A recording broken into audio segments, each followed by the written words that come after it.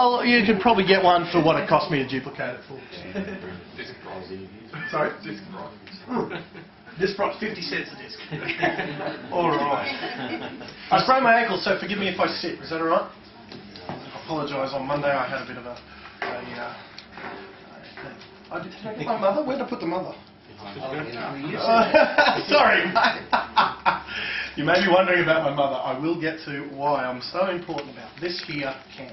Searched high and low for the can, because I read it once. I thought, I need one of them for my chat. Could I find one when I needed one? Jeez, you should have seen what I had to go for. Okay, we're going to talk about, some of you guys have been thirsty for the little bits, but before I start on the little bits, an example of which I gave Stephen before, an example of, well, Glenn, how might I apply that? This artfully vague. And I said, well, Stephen, you might delete, and say words like, there are certain things about, the ideal real estate agent that are kind of important to you. And there are certain things. Now, the things, I've deleted what things. Because I might try and guess what he wants in a really good agent.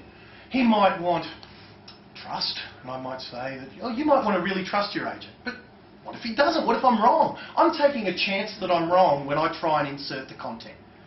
Whereas if I just ask, then you're inserting the content. Now, who's right if he's inserted the content? He is. So what I'm going to go through today is some examples of how you might use some communication devices in order to better influence and persuade either your clients or even yourselves. Or know when someone else is doing it to you, and they are every day. So we're going to go through some of the, let's say, the little bits. Okay, so hypnosis in sales is how to captivate your clients or audience using your language, both written and spoken. That's what we're going to go through. And these are the little, let's say, to use NLP jargon, which I'm not a fan of, but we're going to go through little chunk bits. If we were talking about the art of driving, and I was talking to Adrian about this in the break, what David went through was driving to Everton Park to get here. And if I said to you, Stephen, how'd you get here from the Gold Coast? Stephen might say, well, I came up the highway, I turned off the freeway. He's going to talk about maybe the navigation, probably he's probably not going to tell me about him moving his foot from the accelerator to the brake, or the brake and inserting the clutch at a certain amount of pounds per square inch. And in fact, if Stephen's really good at driving, he probably forgot about the precise pressure that he puts on the clutch or whatever. So what I'm going to give you today is some little bits of what we're talking about, like putting your foot on the clutch. This is the technique. These are the little tiny bits that make up the whole of being a good persuader, influencer, or whatever. But know that that's probably, almost certainly, secondary and less important to what the stuff David was talking about. Because you can have all these little bits right, and if you feel unworthy about yourself, or you don't know where it is that you're going, all the little bits in the world will probably have minimal, if not no, effect in your life. Does that make sense? Now, if the Beatles were giving, or Elvis, because these are two, things. If they were giving a lecture on how to persuade people to do something, they would walk into the room, say, I think you should do X, people do it, and then they would leave the room. So all of this is secondary to being a certain type of person. Does that make sense? And if you asked Elvis or the Beatles, how do you get to be so influential or charismatic or whatever the words they might use that they became so influential and persuasive, they couldn't tell you about the clutch putting on. They couldn't tell you the minute. They said, no, you just turn up, bark some orders, people just do it. Whether they're paid people or whether they're fans. Some of you guys ever seen, I don't know if people still do that with bands like Jet and all the new bands, but do you remember the mass hysteria that those big bands used to induce? They weren't trained hypnotists, but boy were they persuasive. So what we're going to do is go through some of the little bits. And I know some of you guys in the room have been very thirsty for the little bits, as was I, as a trainee of this stuff. But know that it's secondary to the big bits. Maybe not less important, because this stuff is important, but it's probably secondary to who you are, your beliefs, your state of mind. I was talking again to Adrian about this. Again, if we've got 70% of people in the room are real estate people, you miss, say you hit, let's say you got 5 listing appointments during the week, and you get all 5 of them with a good seller paid advertising campaign, and then you've got to go to a listing presentation on Saturday. What are the chances you're going to get it? You're going to get it. Why? Not because of the client, because of you. What if you missed 5 in a row and they all went with Remax down the road? Any of you guys Remax? No? Good, let's talk about that. so all 5, they go with your local Remax agent or whatever. I hope the Remax agent doesn't buy this. That would be let's call mongrel real estate. Not Remax. Remax are great. Mongrel real estate down the road. And they all go with someone else. And then someone gives, you a referral, Amanda. And they say, Amanda's great, call her. And you've just missed all 5 in a row. Basically, all you've got to do is turn up and not stuff it up. Well, you're going to find a way through your own head to talk your way out of the sale. Because you believe it, I missed 5, I'm going to miss the next. So as I was talking to Adrian about, the cool thing is, and I'm going to write this one down, look, it's not the easiest book in the world to read because it was written in 1960, and the goal of the fellow when he was writing it was not to entertain you. The goal of many writers now is to half educate, well, I know the maths doesn't add up, half educate and 3/4 entertain to get you to the end of the book, because you're more likely to say it's a great book if you've finished it then. This is a great book, but it's not an easy read. It's called Psycho-Cybernetics by a fellow called Maxwell Maltz. And it's been updated. If you can get the updated version, it's a bit easier of a read. And it's co-written, still in Maxwell Maltz's voice, but it's co-written by a fellow called Dan Kennedy. And I always get confused. Whenever I say Dan Kennedy, I half the time say David Kennedy. But it is co-written, kind of written in his voice now by Dan Kennedy, but still through the voice of Maxwell Maltz, as if Maltz was still alive. And so here Maltz is using examples of current people, but Maltz is no longer with us and has never known about these current people. But anyway, good book on how to get yourself into the state of mind, let's say, and this is the bigger chunk bit, as if you've just gotten the 5, turning up to the 6th, no matter what happened with the first 5, turning up to the 6th with the same, let's say, state of mind, frame of reference, being the person that you would be if you did get the 5. Does that make sense? So, good book, get it, read it, persevere with it if the language is a bit hard to read, and know that, oh, Glenn said this would be tough, I'm going to persevere and get through it. So. Sorry, how do you spell the surname? Oh, so M-A-L-T-Z. M-A-L-T-Z. I think. Good book. Look, if you can't find the new updated version, the old version you'll find in most, second-hand bookshops for people that bought it for $30, couldn't get through the language, gave it to Lifeline for free. You'll find the original text for $1 everywhere. Psycho-Cybernetics. Look, the new version is just easier to read. Same principles though. So get stuck into that one, it's a good book. So we're not going to talk about really these big things like Maltz does. We're going to talk about some of the little chunks, some of the little putting your foot on the clutch.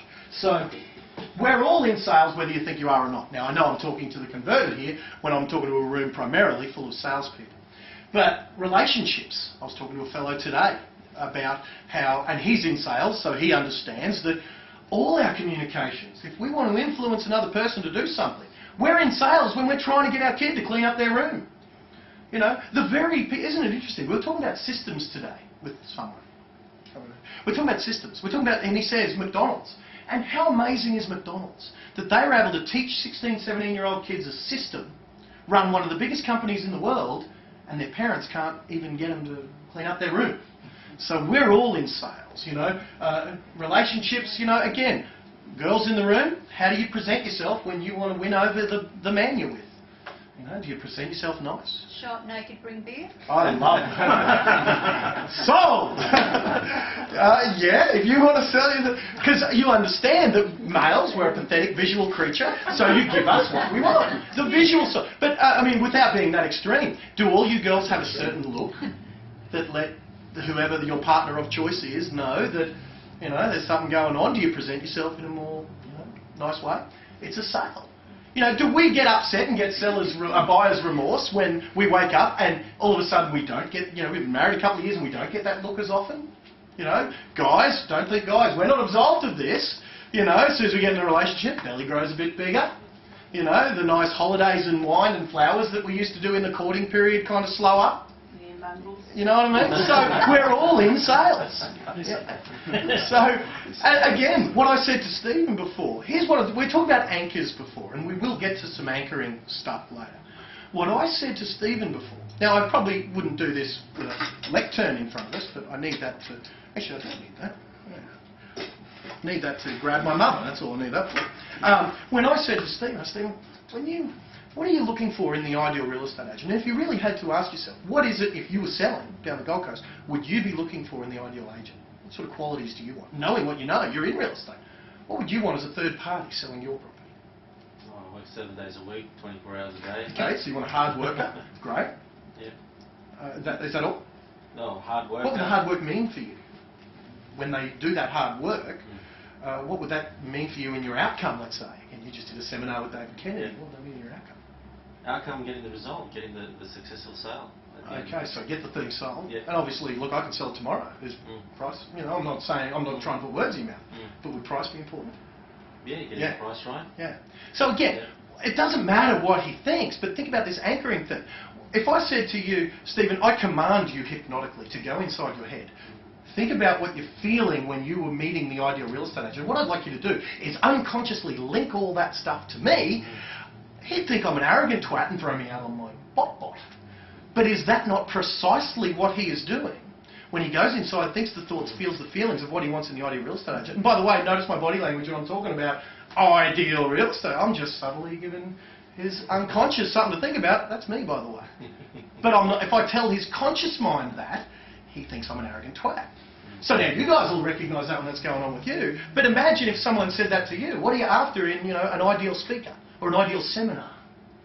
Then all of a sudden you're going inside thinking what you want, and the visual anchor. Now before we were talking about touch anchors. The visual anchor for those thoughts, feelings suddenly becomes me. So great question. Now you don't have to do it exactly as I just said. But if you turn up to every presentation and simply just ask, well, what are you after from us? What are you after in the ideal agent? What are you looking for? What do you want from me?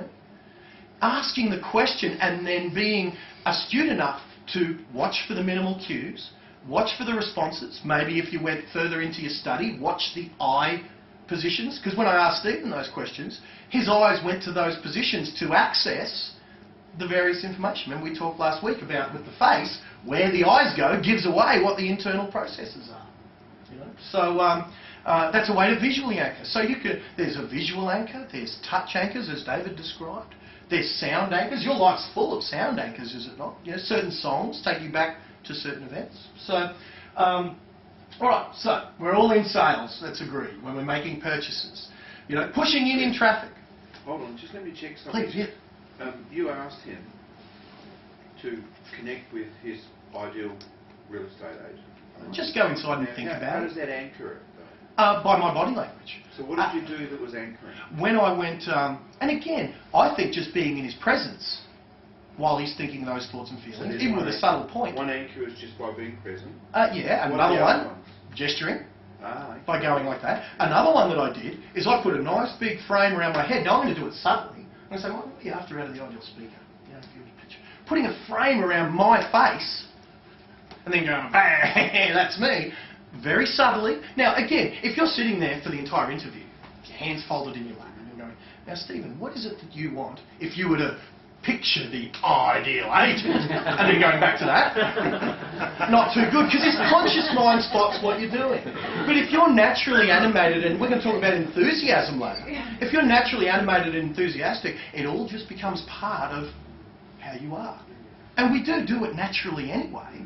So what I'm saying is it's a tiny little bit. I'm not saying that I'm going to magically hypnotise Stephen into thinking I'm the ideal agent. Remember, this is a tiny little bit. This is like turning on a radio or something while we're driving. If you do it or you don't do it, it's probably going to be secondary to some of the other skills, but it's a nice little one to start. It's certainly a nice little way. David talked about eliciting what the client has, or maybe what the client desires. It doesn't have to be as formal as what it might be sitting in a therapist's chair. It might be simply, what are you after? What's your next move? And that elicits what Stephen wants as a client.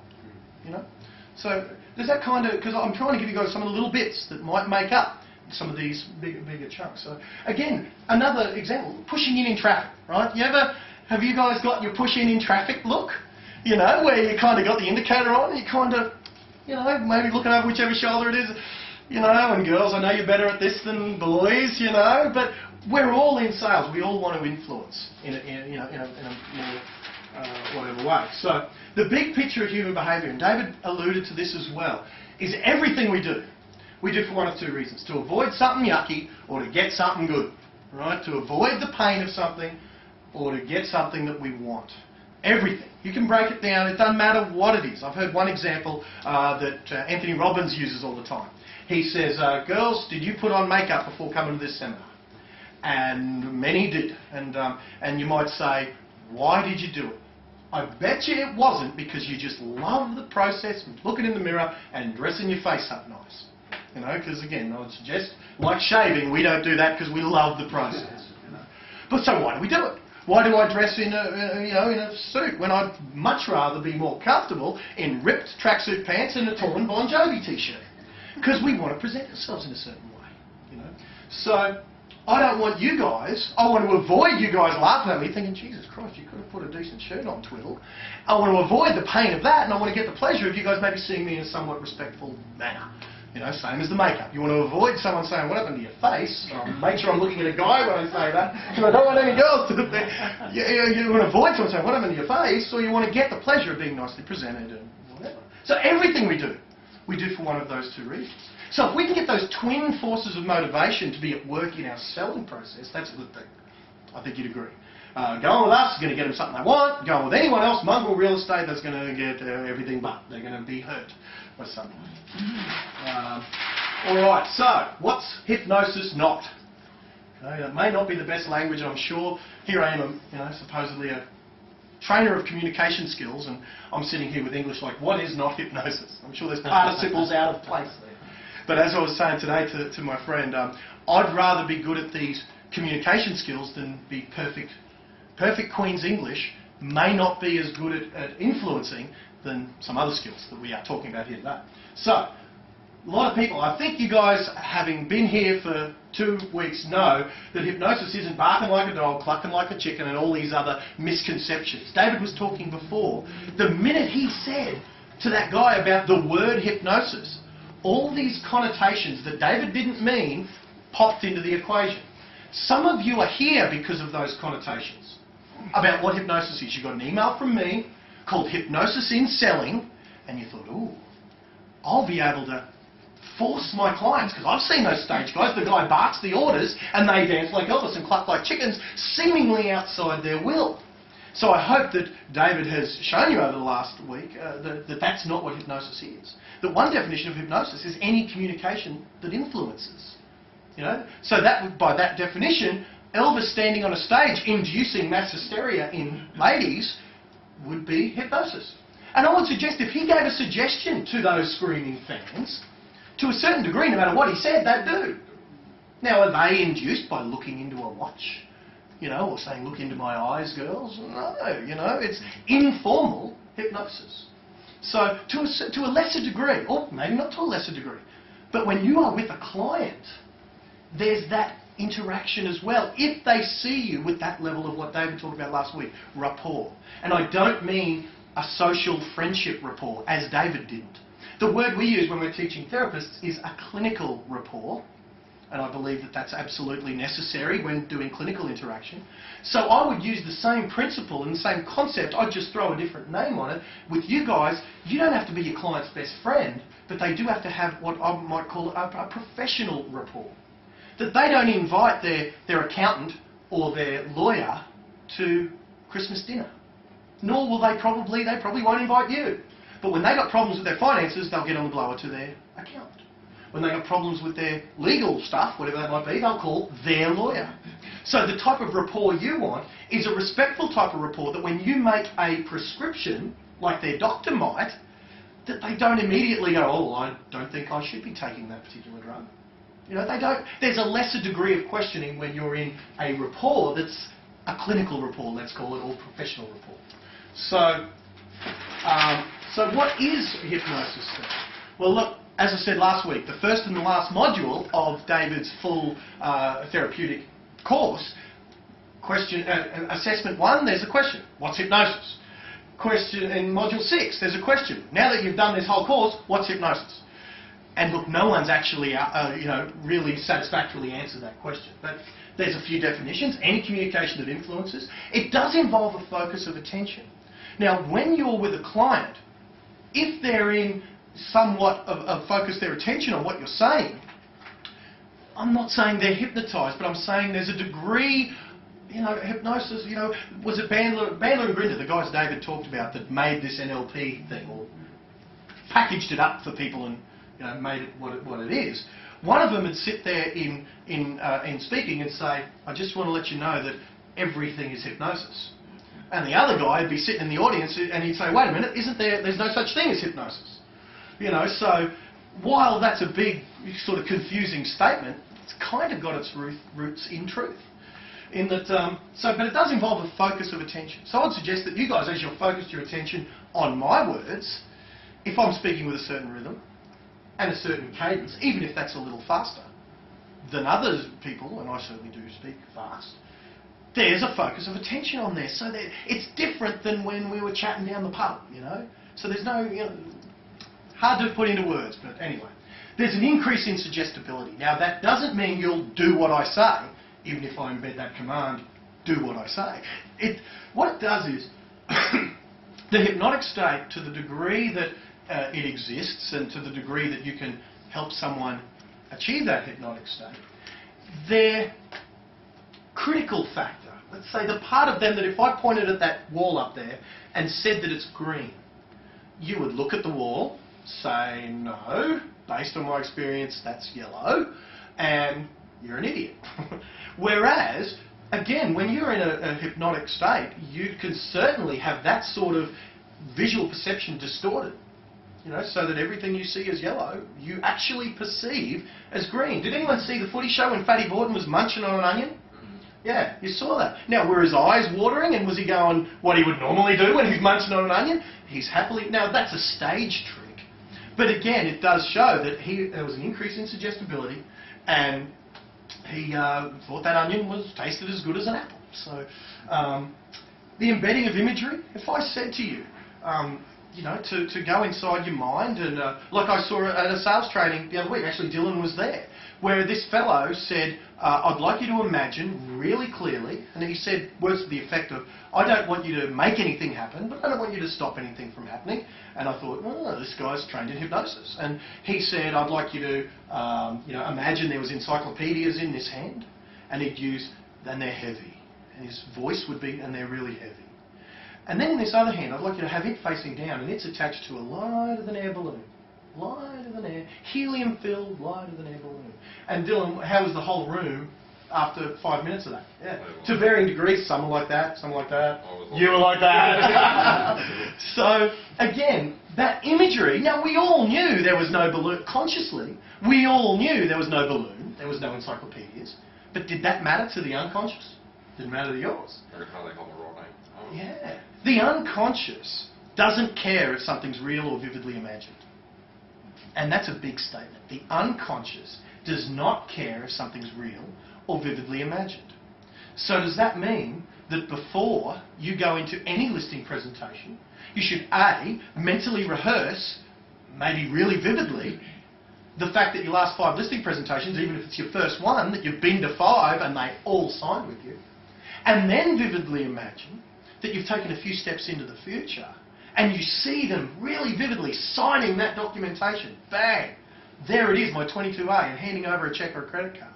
And vividly imagine that. Your unconscious can't tell the difference whether that really happened or whether... So it's not going to make you get every listing, but it's going to increase your numbers. Just as the chances of me saying to Dylan, do this, again, if he really gets into it and he really vividly imagines the balloon and the thing, his hands are going to be, and his unconscious doesn't care, that his conscious mind knows that it's just a little thing that he's doing, a little exercise. The unconscious mind can't tell the difference.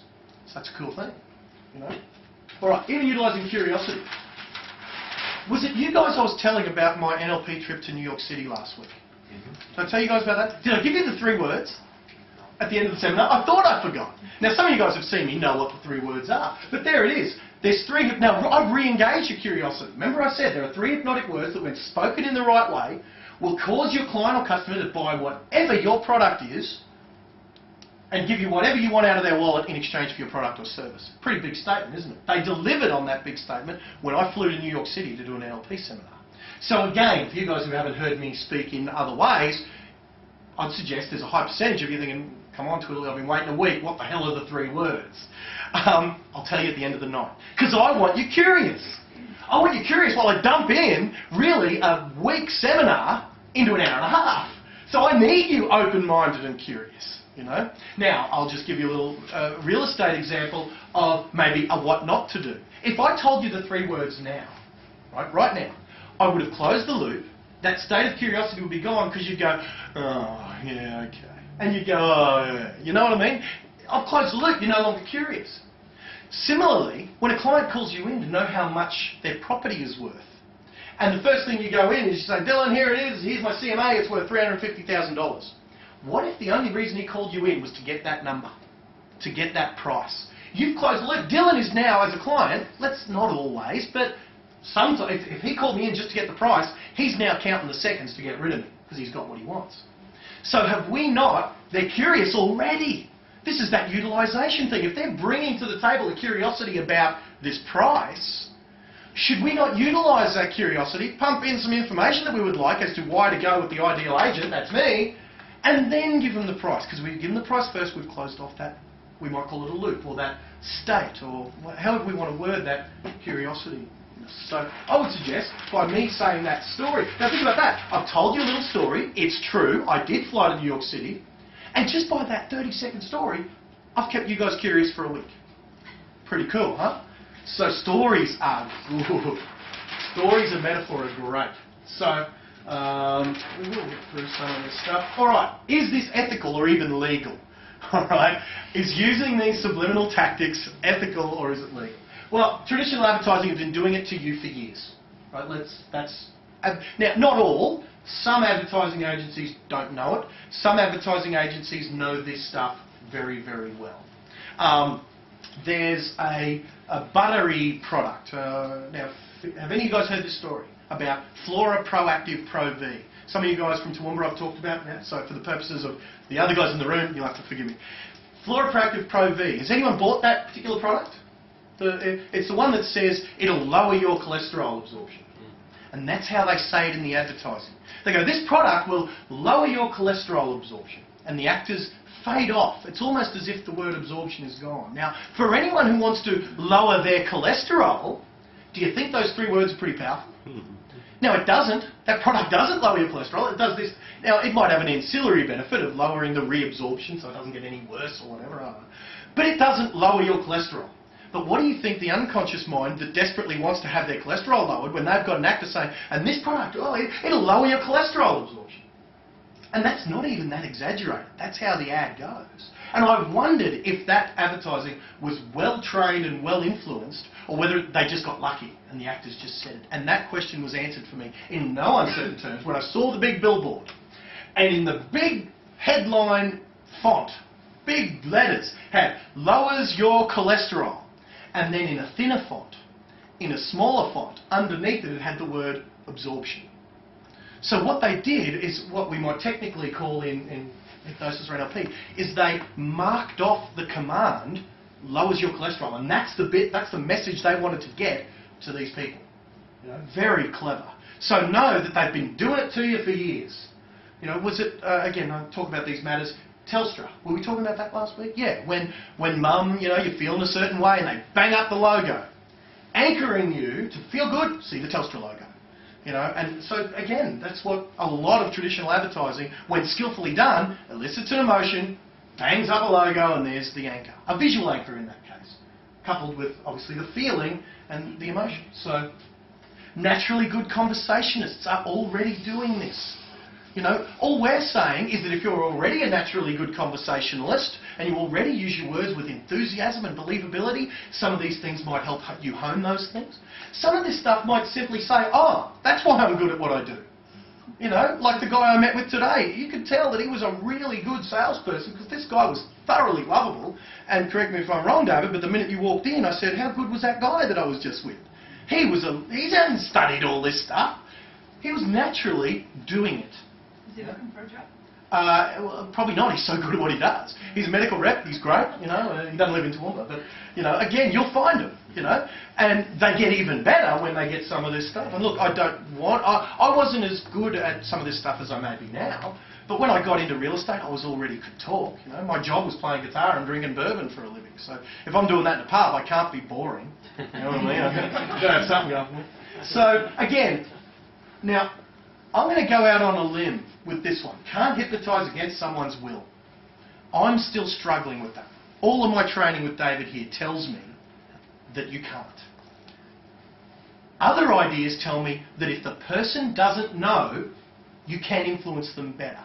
Like, for example, and I'd love your comments on this either now, David, or at the end. Probably now, because we're in this topic. What about the Blipbird advertising? When they would flash on faster than the conscious mind could spot, buy more popcorn and buy more Coke, and sales went up. And they did it with blind control studies. They took the advertising away, sales went back down. They put the advertising back in, the Blipbird advertising. To me, that's hypnotising against, well, see, maybe not it's against someone's will. I would suggest if they put up on that screen, murder your mum, they ain't going to do it.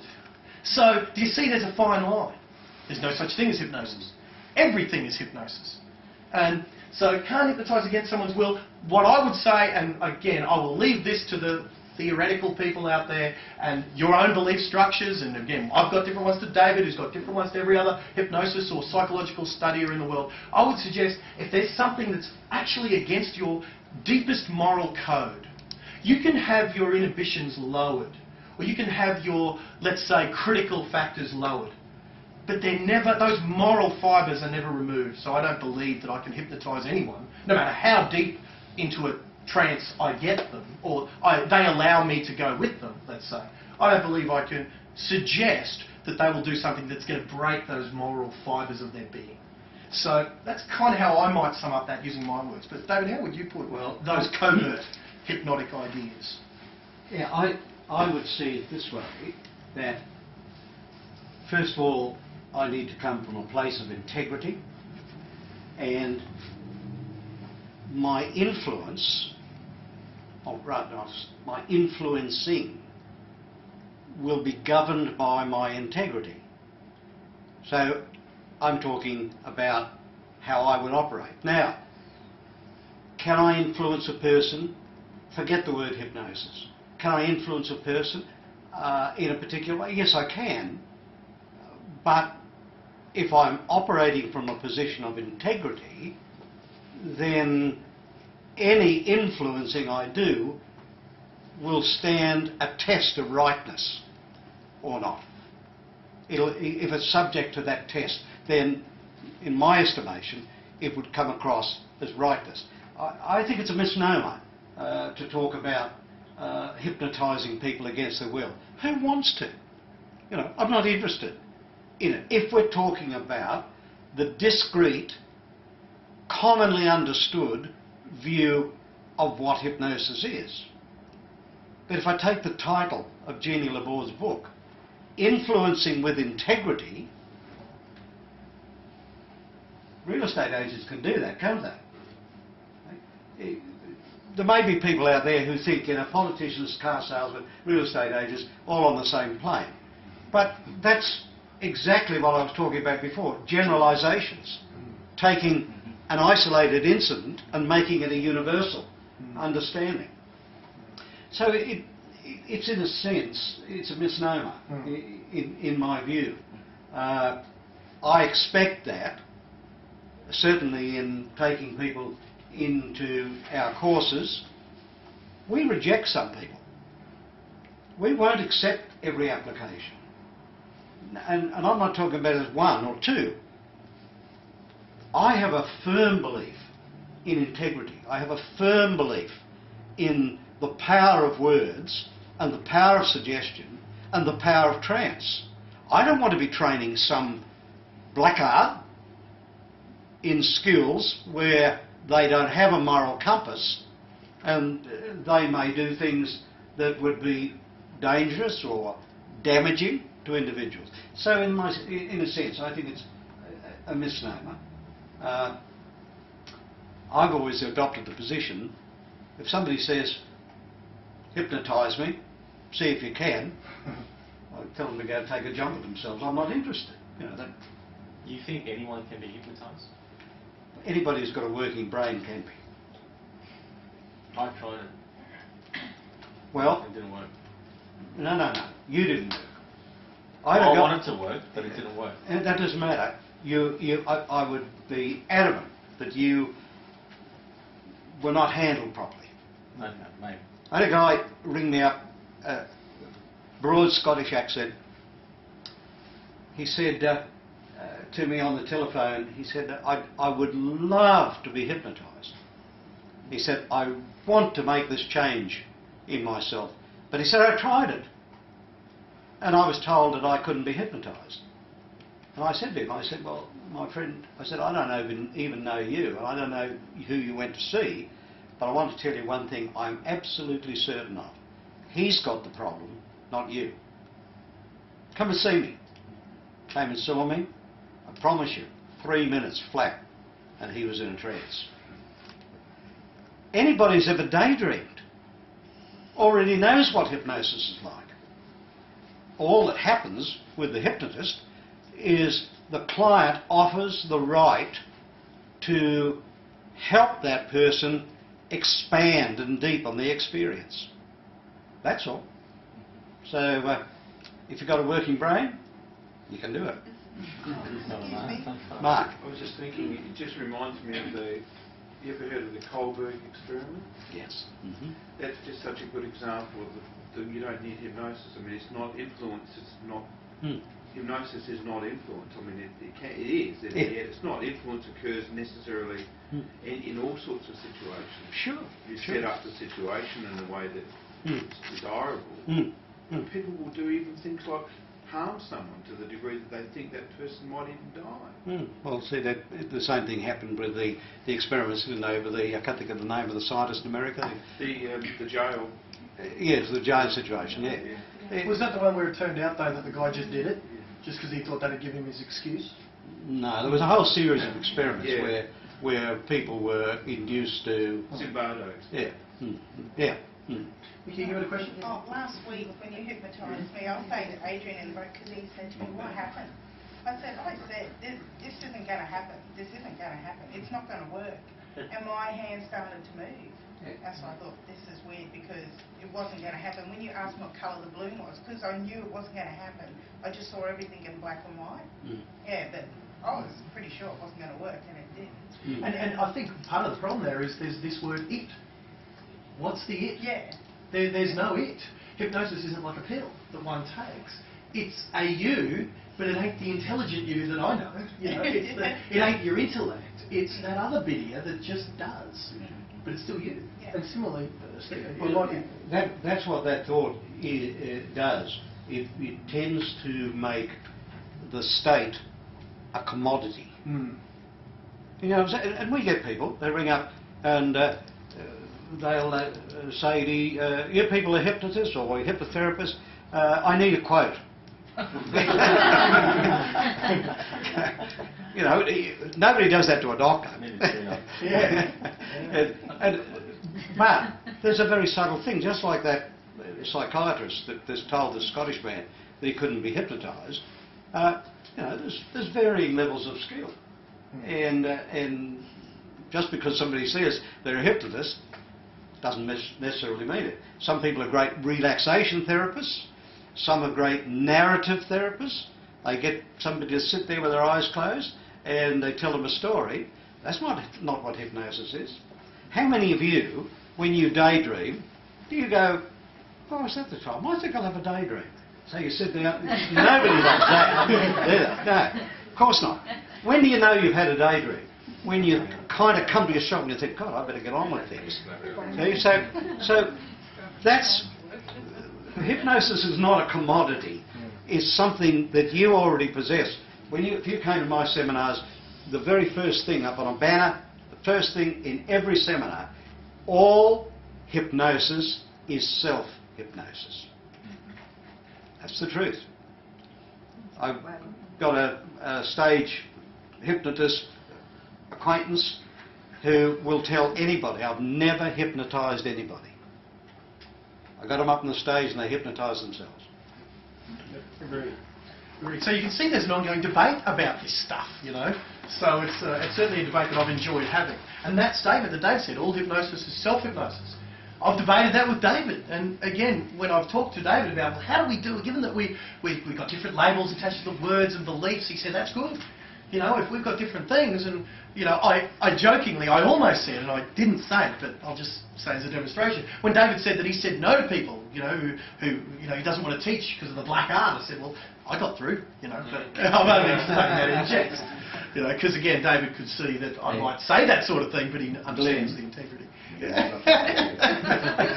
But to me, the tools are ethicless.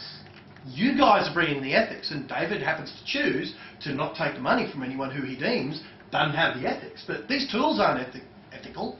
You know, these tools are simply tools that Adolf Hitler's used to do bad things, and you know, Mother Teresa's done good things with them. You know, was it Mother Teresa? We were talking about move towards what you want, not away from what you don't want, or worse to that effect. Yeah. Someone said to Mother Teresa once, and this was something I was watching last night. Said, "Will you come and have a march with us against the war?" And she said, "No. But the day you march for peace, I'll be there." You know, you see the distinction there. She's heading towards peace, and she'll be there with bells on.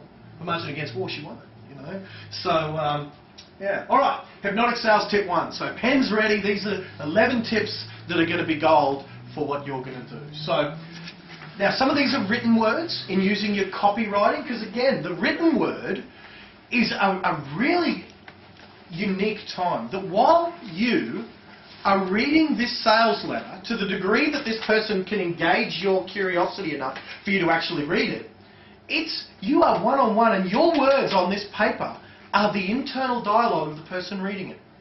Now, the day I tested this chat out, and again, how's our timing going? Let me just see how we're looking. Good tonight. Okay, we've got an hour recorded. Good. We're doing good. The day that I had this chat for the business networking meeting, I grabbed the junk mail out of my letterbox, and there were 3 pieces of junk mail in my letterbox from real estate agents. And then on the way to the chat, I found another one on the way. So in one day, I grabbed some paraphernalia from real estate agents. Now, this isn't necessarily the best I've ever seen. It's not necessarily the worst. But these are 2 examples of the difference of skillful and artful copywriting with the written word. Okay, this isn't the spoken word, this is the written word. Now, the written word is limited, isn't it? How often have we misinterpreted a text message? You know? Now, we get the words, okay, I'll try and say this without inflection. I really like you. Okay? Now, if I said that, I really like you, you know, Michael might believe it. If I say, yeah, I really like you. What has my tone said? The very same words have said the exact opposite to Michael. No, I don't. Yeah, it's just an exact, you know what I'm saying. But, so the written word, you lose that ability of tone. And there's an often misquoted study that 7% of the value of the words is, or 7 or 8% is the words, 37 or 38% is the tonality, and 55% is the body language and the physicality of it. Now, even though the trainers all over the world misquote that study from, I think, 1967, the principle of it is still true, that with your tone and with your body language, you know, if I'm sitting there with crossed arms and doing bad things, and I really like you, my words may say I like Michael, but everything else about his being tells him that I don't. You know, be very careful about your language. And get back to this in a minute. How about the word but? The word but, become hypersensitive to words like but. Now, if I said to Eldon, I really like you, but what has that said about my first statement? It's kind of negated, isn't it? Yeah, the word but has negated everything that came before it. Now, you can use that to your advantage should you choose to. Now, there are some really good agents in this area, but what have you said? You've said there's not. Now, I'm not here to teach you guys ethics, but that word has been used with some power there, hasn't it? You know, so be very careful when you say the word but. I'm very hypersensitive. I catch myself saying the word but, and I'll just discreetly say to myself, and sometimes I'll correct myself. And if I'm in the room with a bunch of salespeople, sometimes I'll correct myself and tell this story, saying, guys, become very acutely aware. Now, although is just a fancy but, so ditch although as well. But the word and is fine. I really like you, Eldon, and I wonder how you could be even better at whatever. And is better than but. So words are powerful little critters, and implication. Like David said the word try before. What does the word try, by definition, imply? Fail. Yeah, unsuccessful, or the possibility of failure, or almost the inevitability of failure. Again, we're talking to some therapists here. And how many times I can't count, it'd be hundreds of times, that I've said to a client, I want you to, when you feel comfortable in doing so, and when you've relaxed your eyes to the point where they won't work anymore, I want you to try to open them. And only you'll know. When you try and find the harder you try to open those relaxed eyes, the more they're going to find themselves sealed tightly shut. And I want you to try really hard. And again, just the word try implies to that person's unconscious that they'll be unable to do so. So, great word, you know, again, great word to become hypersensitive to. Oh, I'll give it a try, Glenn, I'll try this 400 cold calls a week and see if it works. You're already telling me that you aren't going to make 100 calls in a week, you know. So, again, become aware of your language. Because while we talked the other day about, you know, the unconscious having this vastness that really is, we can't, by definition, we can't think with our unconscious because it's everything except our logical thinking process. The language of our conscious mind is words. So be very careful of how your words are affecting, because basically your conscious mind is the rudder and your unconscious mind is the fuel. You know, so your words are going to point that rudder in whatever direction and you choose. So just be careful of your words you say to yourself and the words you use to other people. Yeah. Glenn, can I just use an example and tell me which... So I've never been in sales, but I was just thinking about what you said. Well, we said on that other slide, you're in sales every day. Well, I've never sold real estate. But Yeah. let's just say that somebody says, look, my house is going to be, there's a freeway going to be built behind it. I want to sell my house. I don't know whether I'm going to get much for it. So they're already, so you want to reassure them that you can get a buyer, right? So which is better to say, I know your house is going to be on a freeway, but I know there are going to be people that will buy it, or and I know there are people that will buy it. Now, which would be the better stage? Okay, so let me just break that down a little bit consciously. I know that your house on the freeway, you say the word but, that negates that, but I'll get a buyer for you. Okay, well that's a fair statement, because you will get a buyer for it, no matter what. There's just a question of price. Look, and look, none of this stuff is the rules, but none of this stuff is the rules. What does that mean? Does that mean this stuff is the rules? None of this stuff is the rules, and I would say, yeah, look, again, what I'm saying is these little chunks, try not to dwell on them too much, maybe the way you are. If you've got a seller who says that, if you've got a seller who says that, the guys in the office, in the room here who are in real estate will say, wow, thank God. Thank God this seller knows that there's going to be an issue that might affect price. You know, so that's great. So then your job isn't to sell it. Because I don't, now look, I'm a trained hypnotist. I've been studying influence, persuasion, hypnosis and the unconscious mind for years with the best trainer, in my opinion, on the planet. Because I've been to the other side of the planet to get the training. I found the guy 2 minutes from my house. And I don't believe that I'm skillful enough to, let's put this word in quotes, sell someone a property that they don't already want to buy. What my job is to market it effectively using my words well, in the written sense, to draw in some buyers to view the thing. I stand there while they sell themselves. Now it's my job to present it in the best possible light. It's my job maybe to have some ambience set, maybe to set some olfactory anchors. Now, for some of you guys, I'm going to start using some big words now. We've set you up last week, now we're going to smash it.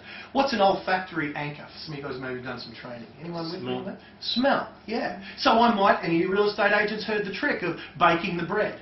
Why do we bake the bread in a house when we're going to sell it? To get the smell. What is that anchored to? Home, good feelings or whatever. Now here's the cool thing about the unconscious. I love this about the unconscious. If you walk into a house, you smell the smell.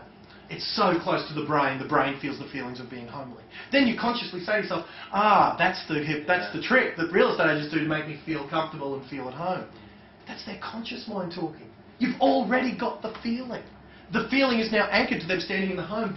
You've already achieved your outcome, and it doesn't matter if they know what you're doing. That's something so cool about it. Now, is that going to magically and hypnotically force them to buy a house that they don't want to buy? No. But it is going to increase your ability that if they were so inclined, your job now is, now that you've marketed it well, you've presented the property with some nice anchors, some nice presentation, or whatever the case may be, you maybe pointed out some things they might not have known, but believe me, no client is going to pay you $10,000 to point at their granite bench top or point at a backyard. You know, that's not your job. Your job now is, now that they've felt the feelings, they feel comfortable, your job is to now negotiate on behalf of your seller. And maybe these techniques will be able to help you to be a better negotiator. I wanted to ask Mark, did he get his question answered? No, not really, but I formulated my own answer in my head. Yeah, I wanted to know where you were coming from, because I know you're not. Yeah. No, Yeah, no, my I answer know, was, yeah. don't worry about it too much. No, no. This is a And little I chunky. was really just thinking, well, I was thinking it'd be better to say and, because from my point of view, what you want them to, you want to reassure them that it's going to be all right. So you're actually saying, well, you know, it's going to be on the freeway, and you'll have a Look, I would agree with you in that what I probably want, and look, this may be a bit of the naughty real estate agent in me, but I want the client to keep the feeling, it's on a freeway, I'm going to need that ammo. If you've got a price that's up here that's too high in your head and you want top dollar and the buyer is unwilling to pay it despite all my negotiation skills, I may need to pull out the card. Well, as you know, it is on the freeway. You know, and if I've negated that, again, no rules, there's no right, there's no wrong, but if you've maybe just kept it on the table by not saying the word but, maybe in that one little isolated incident, maybe you're right in that case. Could you replace the word but with however? However, again, it's like although, it's a fancy but. It's a fancy but. Because you could be saying, by reassuring him that it's on a highway and you can still sell it. Yeah, maybe you've Because negated. another agent might come along and go, yeah, well it is, you know, and that's going to be really hard, you know, and then they're going to think, well, I don't want him because he's making it sound too. Like, no, I might not be able to do it, so Yeah. And you would simply, you know, you guys know your process, and we're not here to discuss how to go about, you know, price or advertising or whatever, and the process, but as far as the linguistics of that is concerned, it's a tiny bit. It's like, do I move my foot to the clutch quickly or at a little bit slower rate? You know, it's a tiny bit of the equation, but it's an interesting discussion point, and I like that. Now that the example that I've used is much more complex in terms of your... In terms of this industry, correct. What I am saying is the big things. When you say to yourself, I really want to achieve this, but then we have a problem. And that's where David's stuff that we were talking about earlier is superior to all these little things that I'm talking to you guys about. You know, the self-worth stuff. Yeah. I avoid the use of the word why because I'm very sensitive to it and it's a very confrontational word. Okay, How do you feel about why? Why, in principle, is a great thing. You know, there's lots of statements out there in some trainings. But what are other ways to get around why? Yeah. And for you, if I say, well, why do you want to do that? That's going to have different connotations than if I say it to Dylan or Adrian or some of the other guys in the room, you know. So yeah, just being aware. And now that I know that, I'll certainly be aware that if ever we're communicating, I'll try. And I was about to say, I'll try not to use the word why, but you know, we could go around language. Yeah. As some of you guys noticed, I said the word try, implying that I'll probably use the word why. You know, we could go around, and this is what I'm saying to Mark, we could go around these loops a lot, in a lot of our language. But just your awareness, if you make a few subtle tweaks to your ability to communicate, and it's taken me years to get to this stage where some of this times I don't get it right, but my macro level, you know, is pretty good. I know what I want. There's certain tools that I use to achieve it, and I go ahead and I stuff it up sometimes, but I probably wreck it less than I do well at it, and we go from there. You know? So yeah, but as far as the word why, again, remember the statement that a person who knows why, that goes back to your outcome, doesn't it? You know, you set your outcome, that's why, and there's that statement that a lot of people use. The person who knows why will employ the person who knows how. Yes. You know, so the word why in that context is a doozy. What do you want? It's less confrontation than why certainly. are you doing Yeah. it? Because then that might even head back to childhood when you're saying to mum, but why? Because I said so. But why? Because the sun came up. But, you know, all of this stuff is really, it's interesting to discuss, but yeah, we're all different, and yeah, there's each and every one of us have different connotations attached to the words. So I think Actually, David's comment about using the word instead was really good. It's a great word, It's yeah. a terrific Yeah. word. What was word? Instead. When you said, what do you want there instead, or what's That's missing? Great, yeah. It's a What's great missing? way of making you think without feeling confronted And David? or confused. Because instead implies you've already got something and you're moving to something better. I'd have to say that the word why is a word that I use relatively frequently. When I have a person who has entrenched beliefs Yes. and is expressing those, and I perceive that this is the biggest barrier they have to moving forward, the sparing use of the word why will sometimes break open that blockage. I'd say that word why, you can soften it when you go back to them and say, that's a great question, why did you ask me that? Or that sounds very important, well, why is that important to you? So you soften it rather than being aggressive and say, well, why did you ask that? Yeah. Why is that important? Yeah. Well, if a salesman said to me, why do you want to sell your house? Mm. I would be very happy about it. Yeah. They said, what are you trying to achieve, or what are you hoping to get out of this? I'd be That's much yeah. more And comfortable. so what the salesperson's task would be with you, if they could, and most couldn't. I don't even know if I could in the initial meeting. You know, this shows that rapport thing again, doesn't it? Well, But that's we've got what- a what, rapport, and you've elicited Steve that. was saying what he wanted out of a real estate salesman. The immediate thing came in my brain was I want rapport. And I wonder if that question, if I asked it, how you would answer it with me, because it sounds like you probably. Rapport is what came in my head immediately. I want rapport. Probably have to watch a lot of it when Yeah. you start saying why. Yeah. If I spot a minimal cue in you, and here's the other thing that I'm going to say with you guys. If you guys have a presentation, whatever that presentation may be, learn it off by heart so that you can be with the client then. Because if you're sitting there looking at your presentation, wondering in your head about what you're supposed to say next, you can't be spotting the minimal cues. Because you're too busy in your own head. You know, you might get to the end of your presentation and I might have lost you Well, some of 5 probably pages a hard ago. sell. Yeah, so anyway, that's a good discussion, guys. I love it. This is kind of, the stuff that I've spent years studying, and I again, love this stuff. All right, so hypnotic sales tip 1: make your letters, emails, this is the written word, sound like they come from you, i.e. a person. So when you're writing, write in the first person and pretend you're talking to one person. So for example, if you've got an email list that you're trying to communicate with, and you say, and I'm guilty of this, because I communicated with many of you guys to get you guys here, and I might have said in that email, hey guys, I need you guys to blah, blah, blah, blah, blah. It would be much more powerful. And I had this once. I sent out an email to everyone on my list, and this is 30-odd thousand people. This isn't just my guys like yourselves who are on the kind of the inner circle list. This is to everyone I've ever sold for, everyone I've ever sold to, every buyer, every seller, everyone, every email address I've ever collected, about 30-odd thousand. And I sent out an email saying drinks in the headline, ... question mark. And then I wrote in the first person. And I said, hey, we're having this James Bond night. When are you guys, you heard of the James Bond night? Do you remember the drinks email? Because I actually sent it to my big list. I don't know if I sent it with that headline, the drinks, to the little list. But anyway, it had drinks ... Then it was, hey Trace, we're having the James Bond night. Come along. If you want to catch up at 4 o'clock for a yarn before the main event, I'll be downstairs having a bourbon. And I sent this out to 30-odd thousand people. Tracy down the Gold Coast got upset when because she thought I'd written it to her, right? And I wanted to catch up with her. And when a couple of the other people in her office that she told to get on my mailing list got the same email, she was, look, only jestfully disappointed. But how effective was that? Like, she called me up and said, and I thought that was just for me, you know what I mean? That's a good email. If that person who gets it thinks that you took the time to write it to them, you've got a much more ability to influence, persuade, than if you say, hey guys, just want to let you all know that I'm having a training day today. Well, look, that's destined for the delete box, I got to say. Unless I got some compelling reasons for you guys to be here, which obviously I got something going for me because you've all made it. So there's tip number 1, write in the first person. Now, here's the reason I brought Mother along. How many people would think of a can as a sales letter? Look, what do you normally see on a can of Coke? By the way, Mother, if you don't know, is a Coca-Cola product. Right? It's a Coca-Cola product.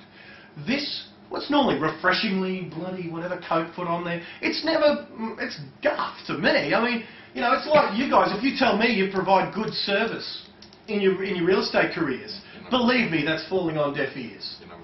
Yeah, you're number 1. Yeah, believe me, that's going straight into the delete category. If we're talking about delete, distort or generalise, believe me, your sales letter has little or no impact. In fact, any industry.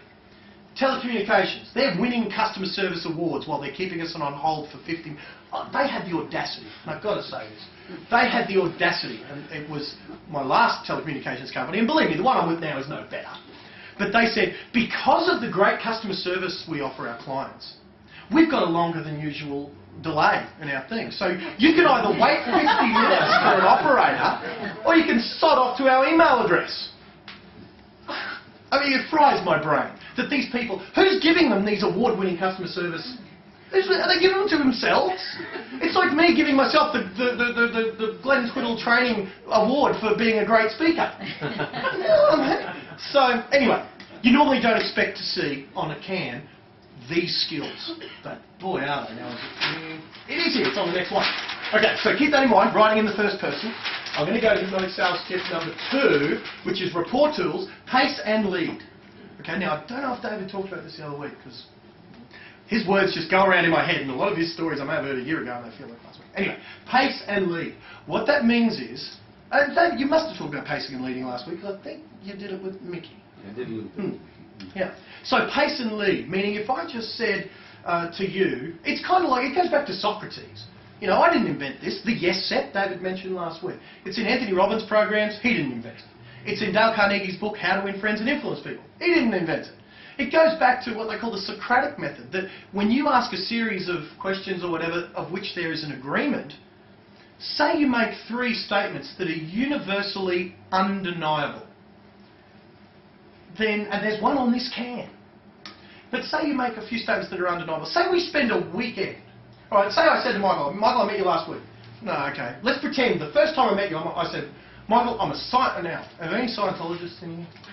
No. Okay, good. Let's mess with them. Only on the camera. Yeah. I said, Michael, I'm a Scientologist the first time I met you. Now, various people would have various responses to that statement, would they not? Imagine if I spent the weekend with Michael, and we were hanging out, drinking, we hung out, and all weekend I made statements to which Michael agreed. And we haven't agreed that, yeah, we should love her family, yeah, she's hot, yeah, we love her bourbon, or whatever it is. A weekend full of statements to which he agreed. How's our rapport? It's probably pretty good, yeah? Then I said, you know, I don't know if you've ever been on this, but, man, all that craziness they say about Scientology, man, you know, it's not really about that. It's about being a better you. Man, maybe, look, here's a book, have a read of that. Now, I'm not, look, believe me, I probably think of Scientology equally as a nut job as you guys do. Maybe. I don't even know, because I haven't investigated it. But from what I've seen so far, it's kind of a bit out there. But if I did that, and I've made a whole bunch of what we might call pacing statements, by hanging out with him all weekend and we agree on that, would that last statement, the leading one, have a little bit more chance of getting through than if I just said, hey man, Scientology, you want to come? You know what I'm saying there? Yeah. So now that's an extreme example, but how about this? Check this out for good copywriting. This to me is a sales letter. And there was another principle that Dylan and I went and saw a speaker on last Saturday before, talking about niche marketing. And this is very niche, because there'll be some people in the room that this can might offend. But then Coke aren't marketing this can to you if this would offend you. They're marketing, I would suggest, to a blokey bloke, and I love it, you know. So it reads this. A mother of taurine, caffeine, guarana hit. Mother Surge sends a mother load of orange-flavoured energy rushing down your throat, and pow, you're electrifying.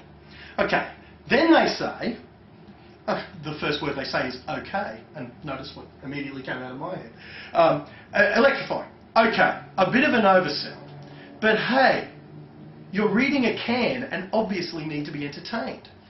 You're reading a can. Is that deniable when you read that statement? How can you deny it? You just read the words. So you're reading a can and obviously need to be entertained.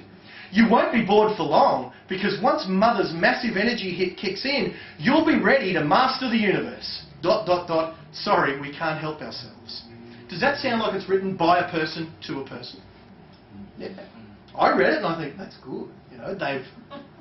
Whereas, Coke is it, or refreshingly gorgeous, or whatever the hell might be written on another type of can, would fall on absolutely deaf ears. I don't think a girl would ever read that. Yeah. Well, you might read it, but you'd roll your eyes at it and think, Jesus. Well, this gets better. Now, boys in the room, tell me, is that a decent sales letter? You know, is that better copy than Coke is it, refreshingly gorgeous? All right, here's the next bit. Best drunk, freeze your nuts off cold. All right, again, are we starting to get the niche that these guys are targeting? 17-year-old. Well, or 37-year-old. 37-year-olds with the emotional capacity of a 17-year-old, maybe. I don't know. Which, let's say, might account for most men in the room. Now here's the next bit that has well and truly said, this is masterful copywriting. Let me just say to you. Here's the next bit. Warning, high caffeine content. Okay, we know that's why you're drinking it, but our legal guys made us warn you not to feed this to kids. Here's a bit that's going to offend. Women with a bun in the oven, or the weak who just can't tolerate it. All right, now, masterful copywriting. It's a challenge, isn't it? Yeah. The blokey bloke, I'm not the one, you know, that's a challenge. Great copywriting, and Nudie do the same sort of marketing. And now, it's a bit softer than that, but have you read the marketing on Nudie? It sounds like it's a person. It sounds like they're a nice little mum and dad that have sat at home with their oranges that they're squeezing, you know, and they're marketing this very plain packaging to you, and that's the feeling you get, that you're supporting a local little business. You don't see the big factory that's doing the same thing as Coke's doing. It's their marketing, it's their copywriting, it's their words, and those words have a power. So so that's an example of pace and leading, you know, and it's an example of getting to your market. You know, scratch or... Yeah. Okay, so we talked about gestures and body language before. How what most of us do, let's say, naturally, you can have some control over. But what I would suggest is with this gestures and body language thing, look, if you're congruent, and that's this congruency thing, if you genuinely have a good, as Dave was saying, a genuine concern for the person that you're with, all this stuff is probably secondary to that congruency. You know, now I would suggest if, say you were not, the opposite of what Dave was saying, say you were the black arts guy, and you were wanting to learn these things to put one over on your client, and you learned from me how to, and again, I'm probably erring on the side of the Dave, I'd probably rather not teach you some of the stuff if you were this, but you know, say you did, say you sneakily got up in the corner and you learned this stuff, and you learned how to, you know, frame your face and anchor and gesture and body language, you learned all the little things. I'm going to guess, remember we talked last week about the unconscious analysing things on multiple levels, it being very, very aware of multiple senses at once. Yeah, you might get your body language right, but what if some other part of you, what if your voice congruency was, you would have to be, I would suggest, almost a bipolar or some sort of sociopath in order to really get into the character of a good person, to fool this person, if you're not really. You know, and if anyone ever asks me, and no one really ever has, how can I make my clients think that I'm a good person? Well, look, it's nothing, you know, how can I make my clients think that I'm really looking out for their best interest? How can I fool them into, you know, look, there's no fooling, you just be it. You know, you be the person that genuinely cares about it. And then all this other stuff will probably just happen anyway. That's the honesty thing.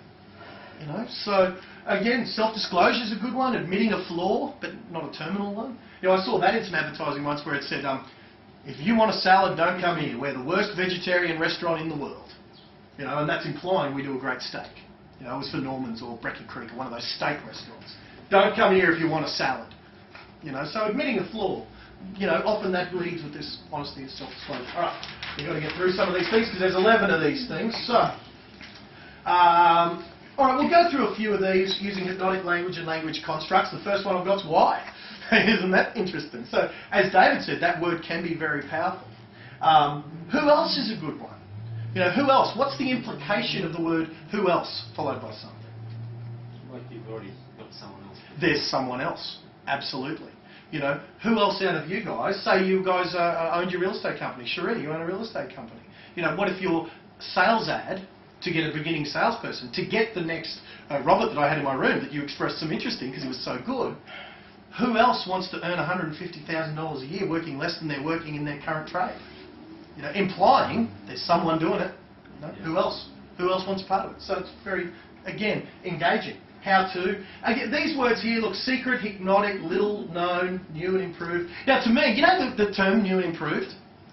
To me, by definition, if it's improved, it can't be new because it was something old. So anyway, I have my own little quirks with some language like that. I think new and improved is ridiculous. It's either one or the other.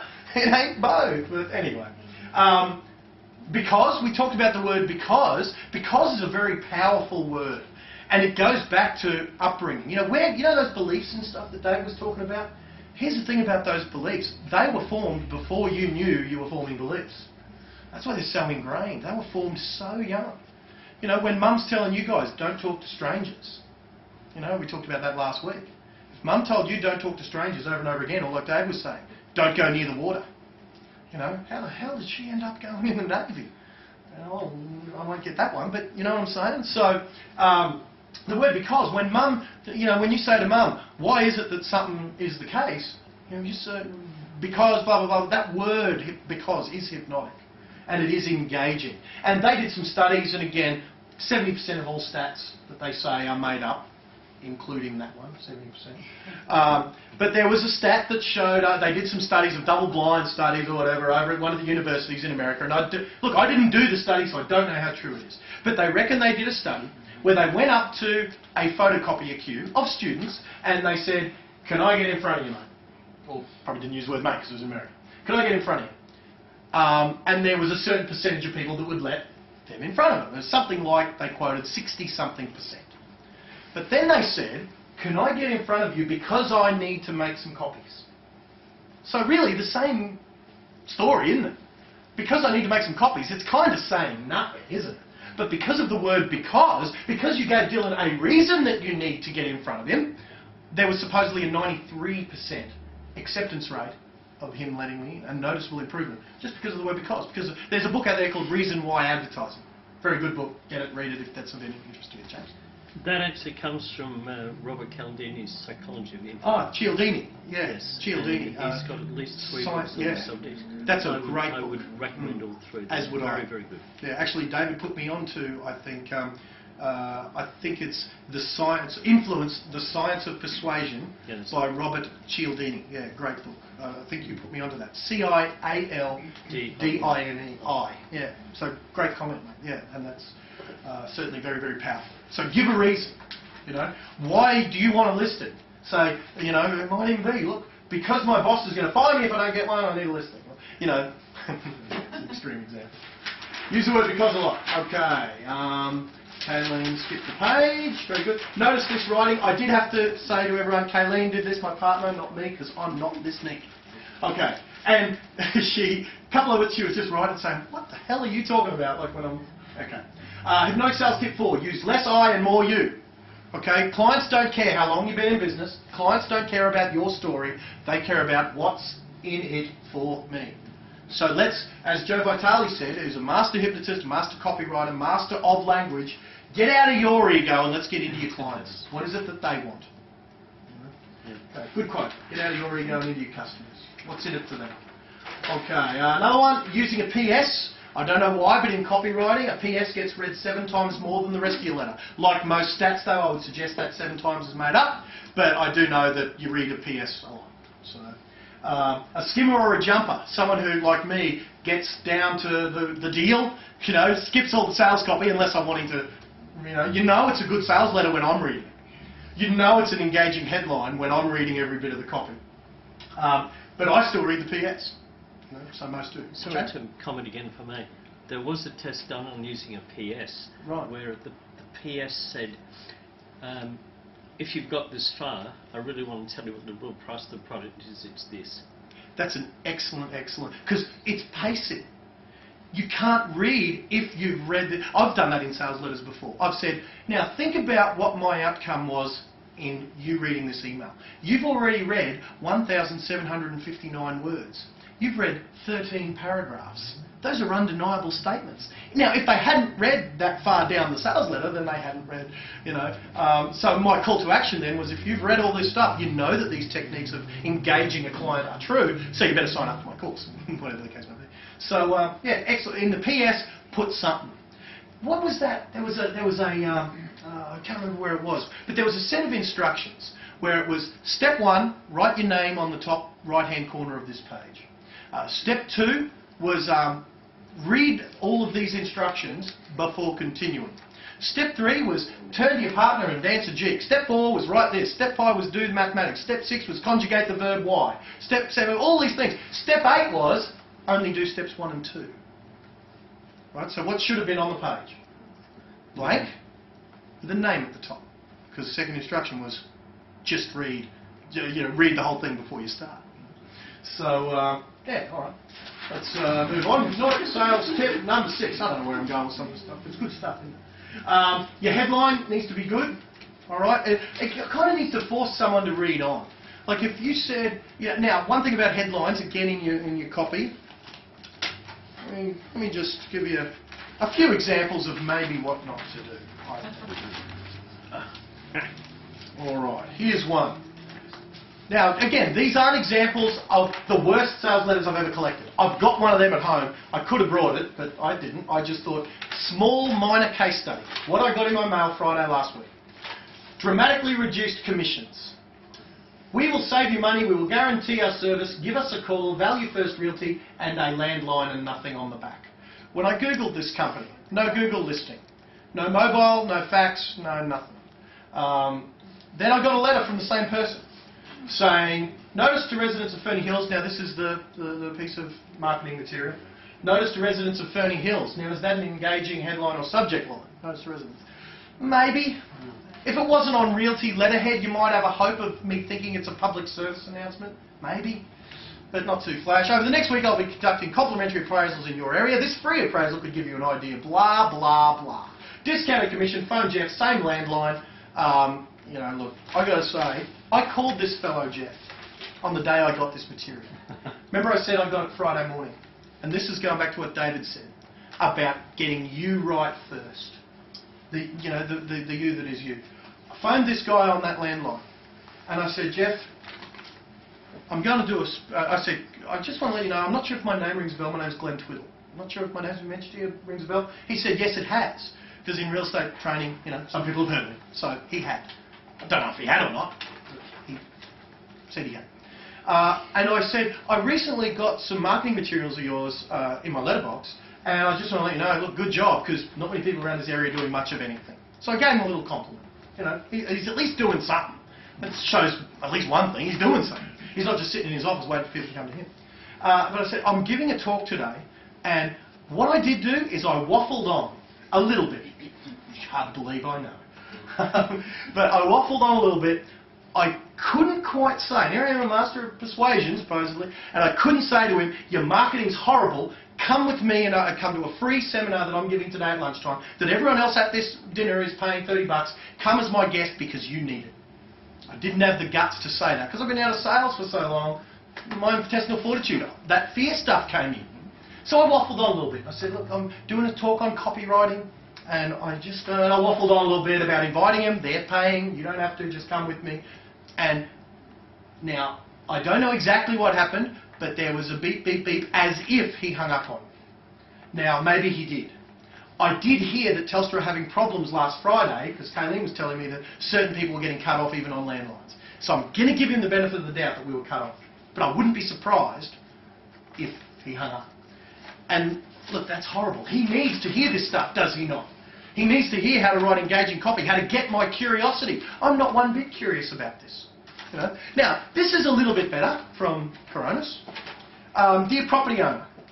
So again, I know as a person that this isn't from a person to a person. Might have done a better job there.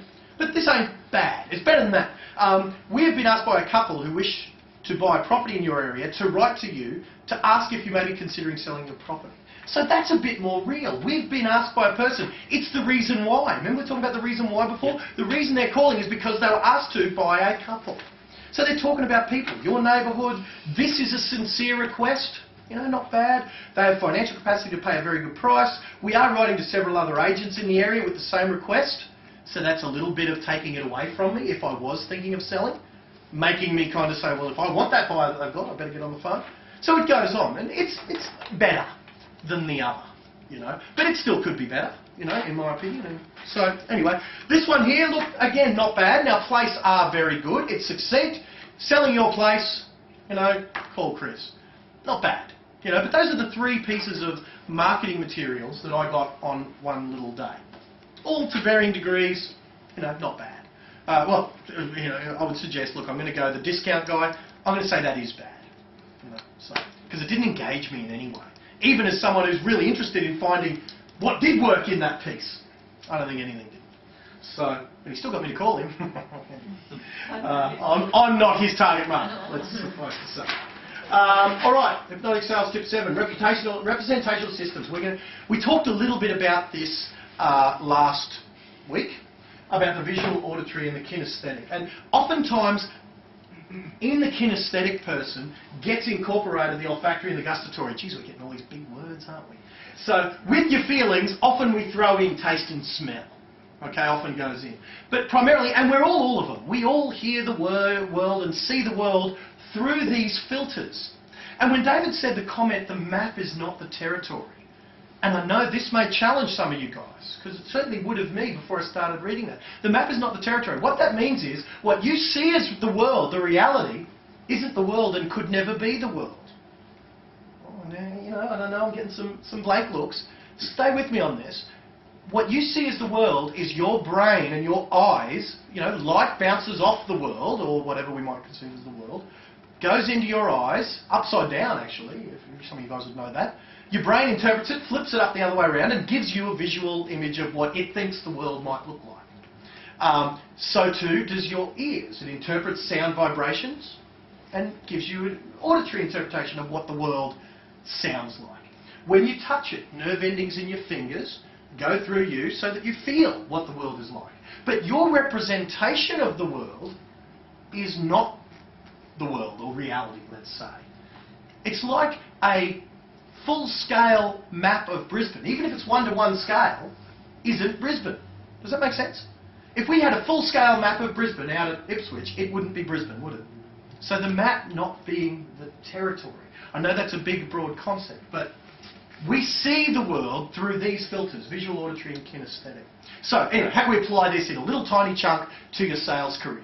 Because I don't want to freak any of you guys out with any of this quantum physics stuff that some NLP guys do. If I see one of those NLP speakers who talks about the quantum physical nature of reality and watch your brain get fried a little bit, because mine did. So visual, let's go through that. If you see your client saying things as David was saying, like clear as crystal, and in the course of you asking your questions, if you hear them using what they call predicates or words that imply a certain channel, it would be a good idea for you to match that, obviously, visual channel. Similarly, if they say, I'm hearing you, that sounds good, sounds like a plan, things like that, you might switch your words by, because you'll have a natural one, as I do, as David does, as all of you guys do. You will have a natural one that you use. For me, it is auditory. You know, and again, you can normally tell an auditory person, they talk a lot, you know, they kind of maybe musical intent, whatever it is. So, for me, things like sounds good, sounds like a plan, sounds. That rings true to me, you know. Auditory predicates, what they call it. Again, kinesthetic. You might have someone, you know, be a more feeling type person. Now, I'm not saying you should hang your every word on this stuff. It's just a nice idea that if you spot it, or hear it, or feel it, if you can recognise which channel a person is communicating through in their language, it might give you a clue as to their dominant representational system. So when you close that person, you might say, so how's that look? Should we go and do this and see how we go? That might be your close if they were a visual person. You might say, so how's that sound? Sounds like we should give this a crack. Crack. Notice the auditory thing, you know, that might be your close, you know, and adapt your language, if you can, to theirs. And know that it takes practice. All this stuff, think about what we're cramming in with these tips. Each and every one of them might take weeks, if not months, if not years of practice. And again, should you be willing to, again, and I'm not embedded analog marking one of these, but should you be willing to sign up to one of David's courses? I'm just kidding. We're talking about it. Let me say this. Yeah. Whilst they are, as you say, things that you look for, they are valid components of rapport. Yes. If you adjust your language to what your client's disclosing in their language, then you've enhanced the rapport that you have. You're speaking the same language. You know, pure and simple. I really feel as though I can see what you're saying. And in the written word, that's a very, if you guys spotted what James very cleverly said, you can see this guy's got some experience in this stuff. When you're using the written word, you've got to cover all the bases, don't you? because you don't know who you're dealing with. You're not communicating one-on-one. So in your sales copy, in its best application, you'd want to use a couple, wouldn't you? So, yeah, absolutely. All right, here's the bomb stories. When I had this in PowerPoint format, because I tried to set this up, we just couldn't get my PowerPoints in here, so I had this PowerPoint. I had in brackets there, this is the nuclear weapon of your ability to influence and persuade, or some words to that effect. Big flowery language saying, this one's important. Stories. First one, marketing. Your story in your marketing could make wine taste better. Now, I'm not sure of the names. I'm not sure. I think Regal. There's a person that makes the best wine glasses in the world. And all the wine experts in the world agree that these particular glasses that cost $30 or $40 per glass make the wine taste better. And every wine expert you talk to agrees that that's the case. And these aren't flippant, idiots. These are intelligent connoisseurs, the best in the world of the industry. And they all agree, I think it's Regal or Riedel or something, of the wine industry. Now, when they did scientific, double-blind studies where where the client had no way of knowing the vessel in which the wine was being consumed, have a guess how much difference the vessel that the wine was carried in, being of the same composition, being glass, have a guess how much difference that made in the taste of the wine. 0. Absolutely 0. Not negligible, but no difference. So what that means is the story made the wine taste better. Because experientially, tell me if the person who spent $30 on the wine and enjoys the wine more, did they get $30 worth of value out of buying that glass? Well, to me they did. Their experience was they enjoyed the wine more. So what that means to me is if the glass didn't make the wine better, the story did. And experientially, it actually made the wine, at an internal, subjective way, taste better. Think about this. How on earth did Evian water get off the ground? I still have no idea. The marketing. Now, I've done some research. It seems that it's coincidence that Evian backwards is naive. I was asking Jill about this the other weekend. I did some... It's coincidence. But letter for letter, Evian backwards is naive. It wasn't a dig at the consumers. It's named after the region, and the region has been named such for a long time. But it's certainly a very coincidental little coincidence, isn't it? That Evian water, the marketing of this product that we had on tap, if I said to any of you guys while we were growing up, and I'm just thinking, who's the youngest in the room here? Nathan, maybe? How old are you, Nathan? 23.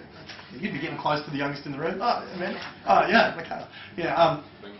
When you were growing up, did bottled water, was it around when you guys were 10?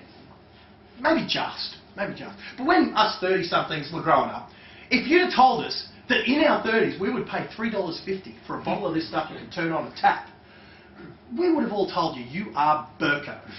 And yet the marketing worldwide has made that a phenomenon. Now again, we might say, we're here in a hypnosis seminar, what are we talking about this? It's the story. It's the story, and we tell stories in hypnosis every day. I'm telling stories about fictional clients. Now I'm quite happy to say that they're not fibs or lies, they're stories about that are therapeutic to help this client. They're metaphors. Say I want this client to make a shift from here. We were talking about getting from here to here. And I tell a story that kind of elicits that. But if I say to you, what you need to do is this, this, this and this, well, it's got to go through all those filters, doesn't it? But a story, when said, think about how clever these words are. Once upon a time. What do those words say? They say, suspend your disbelief, just go with me on this, experience the feelings as if you didn't really care what was possible and what could be tried on and what could be tried out, all encapsulated in those 4 little words. How clever was George Lucas when he said a long time ago in a galaxy far, far away? It's the same thing as once upon a time, isn't it? It's suspend your disbelief. We're going to be talking about Jedis and all this, spaceships and all this stuff. By saying a long time ago in a galaxy far, far away, that was a hypnotic command to anyone who watched it. Look, we're going to tell a story now. So don't worry that lightsabers don't exist, and don't worry that the Force is... Yeah, it lets you become immersed in the story. So now, let's go back up to this. Testimonials, case studies. We talked last week. I gave you real estate agents who were there, look, the bomb of your hypnotic selling ability. And that's have someone else tell a story about you in a form of a video testimonial.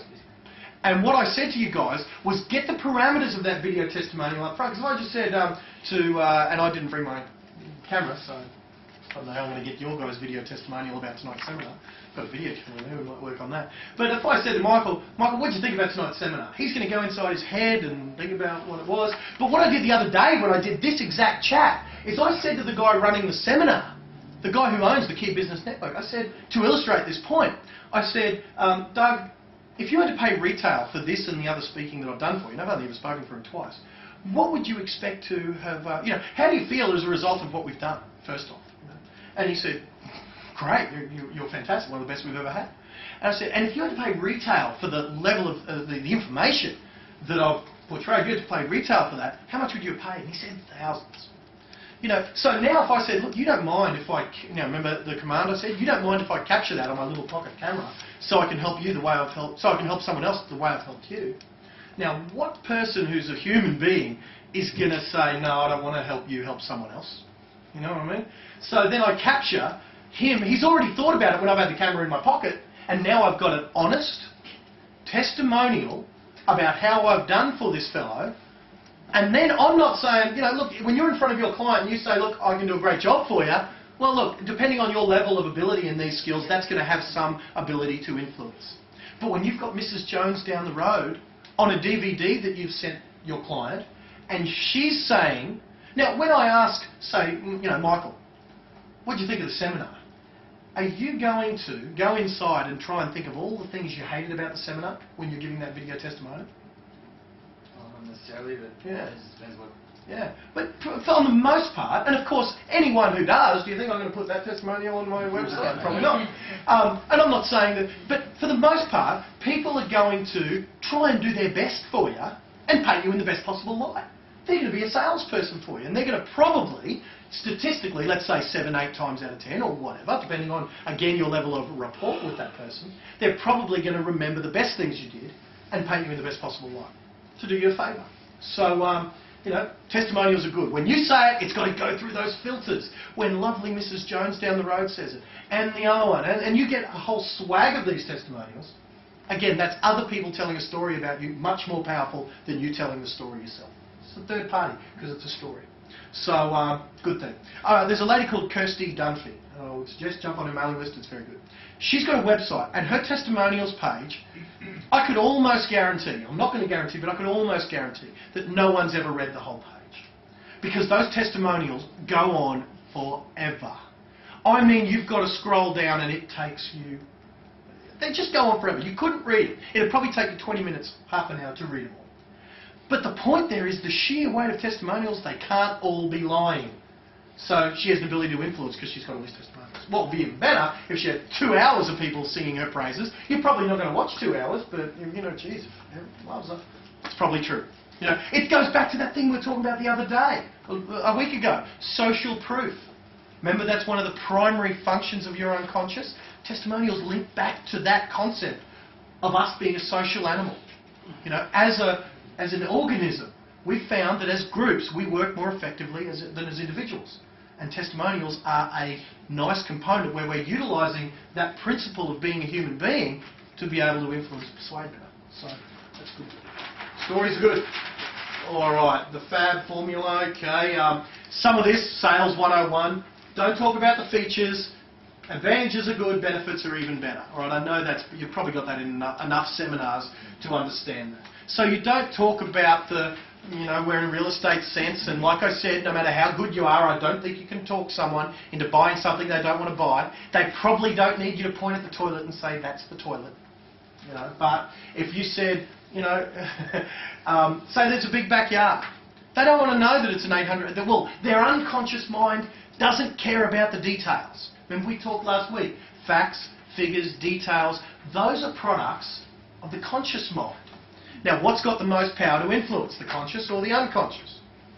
Well, it's the unconscious, isn't it? It was Einstein who said I'll paraphrase because I won't get the quote right, but when the imagination and the will are at odds, the imagination invariably wins. So what Einstein was effectively saying, when your unconscious and your conscious are at odds, the unconscious is going to win. When the unconscious thinks that you should be a smoker in order to be safe, secure, survive, all those things that the unconscious thinks, when your conscious mind wants to give up smoking, what happens? You light up as you think, I shouldn't be doing this. You know? So they come to us, because a hypnotist, by definition, works with the unconscious.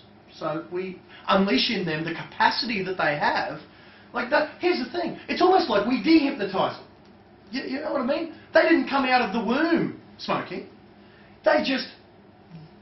these things hypnotise them into kind of thinking they need to do it. So we should be called, you know, by definition, we should be called dehypnotisers. You know, not hypnotists. So, alright, so again, the fad for you. We want the benefits. We don't want the fact that it's an 837 square metre backyard. We want the advantage that there's going to be a lot of room for your kids, but the real benefit is, you know, your kids are going to be more, you know, have better upbringing, or whatever. You know what I mean? It ain't the thing, it's what the thing will do for you that they want done. That's the fad for you. Yeah? The feature... Oh, yeah, go ahead. You've promised them that you're going to give the three. The three. The three things. The 3 words. Yes. I'll do that later. Well... Oh, are we getting close? Well, you've got a quarter of an hour. Okay, we'll get to the 3. All right, time distortion. I like this one. I don't like the big word pseudo-orientation in time, but I do like the principle. And what I'll do now is I'll just go through the big bits that I like. I like that one. I've used that a lot. It's very, very, very effective. If I say to Dylan, you know, Dylan, who's done, actually, he's bought everything I got. I can't sell him anything else. But yeah, I'm going to make some more products, and we're making one now. Yeah. If I say to Dylan, who hasn't bought any of my stuff who's in real estate? Tony.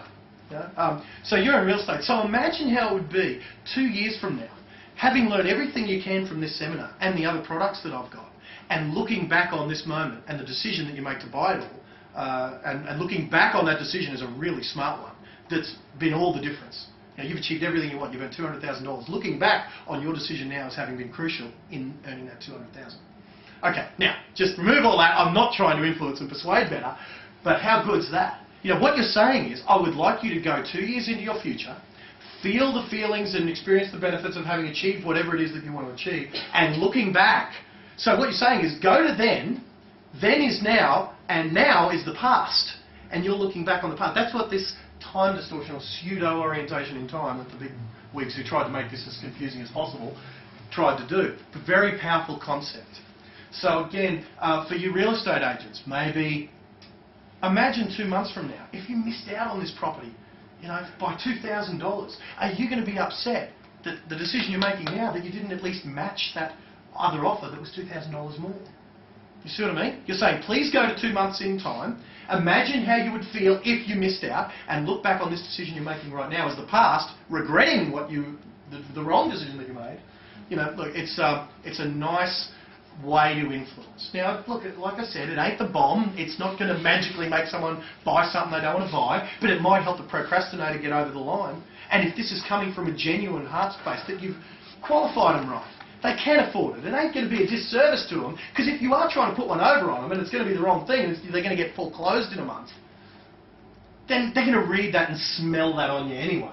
Because remember, the unconscious is analysing on multiple levels. But if you're genuinely helping this person make a decision, because believe me, they need to be held by the hand sometimes, pseudo-orientation time distortion, very powerful.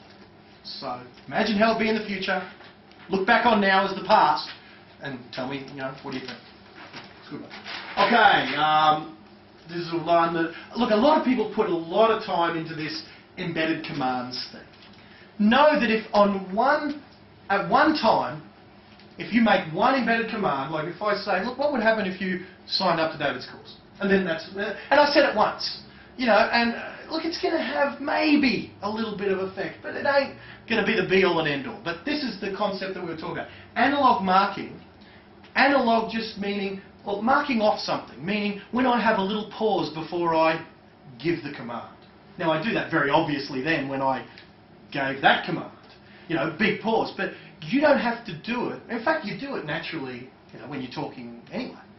But, you know, you kind of, what might be, well, some real estate agents gave me some commands once, and Kayleen refused to write them all out. But here's one. By now you've probably heard we had some trouble in trying to get this product in the stores. Now, what are the embedded commands in that sentence? By now, you've probably heard we had some trouble in trying to get this product in the stores. It's crap and nobody wants it. Okay, no, I'm talking about the embedded language commands there. And the ambiguities. Look at that. Buy now. B-U-Y. You know, that's a nice little one. If you ever, you know, I once saw an NLP trainer, and he was a bit of a rascal, kind of like Bandler has been at the time. And he's sitting there doing a sales product, and he's saying, you know, I got this and I got that, and then he goes, buy now. You know, as if to say, buy now, but he was you know, fine.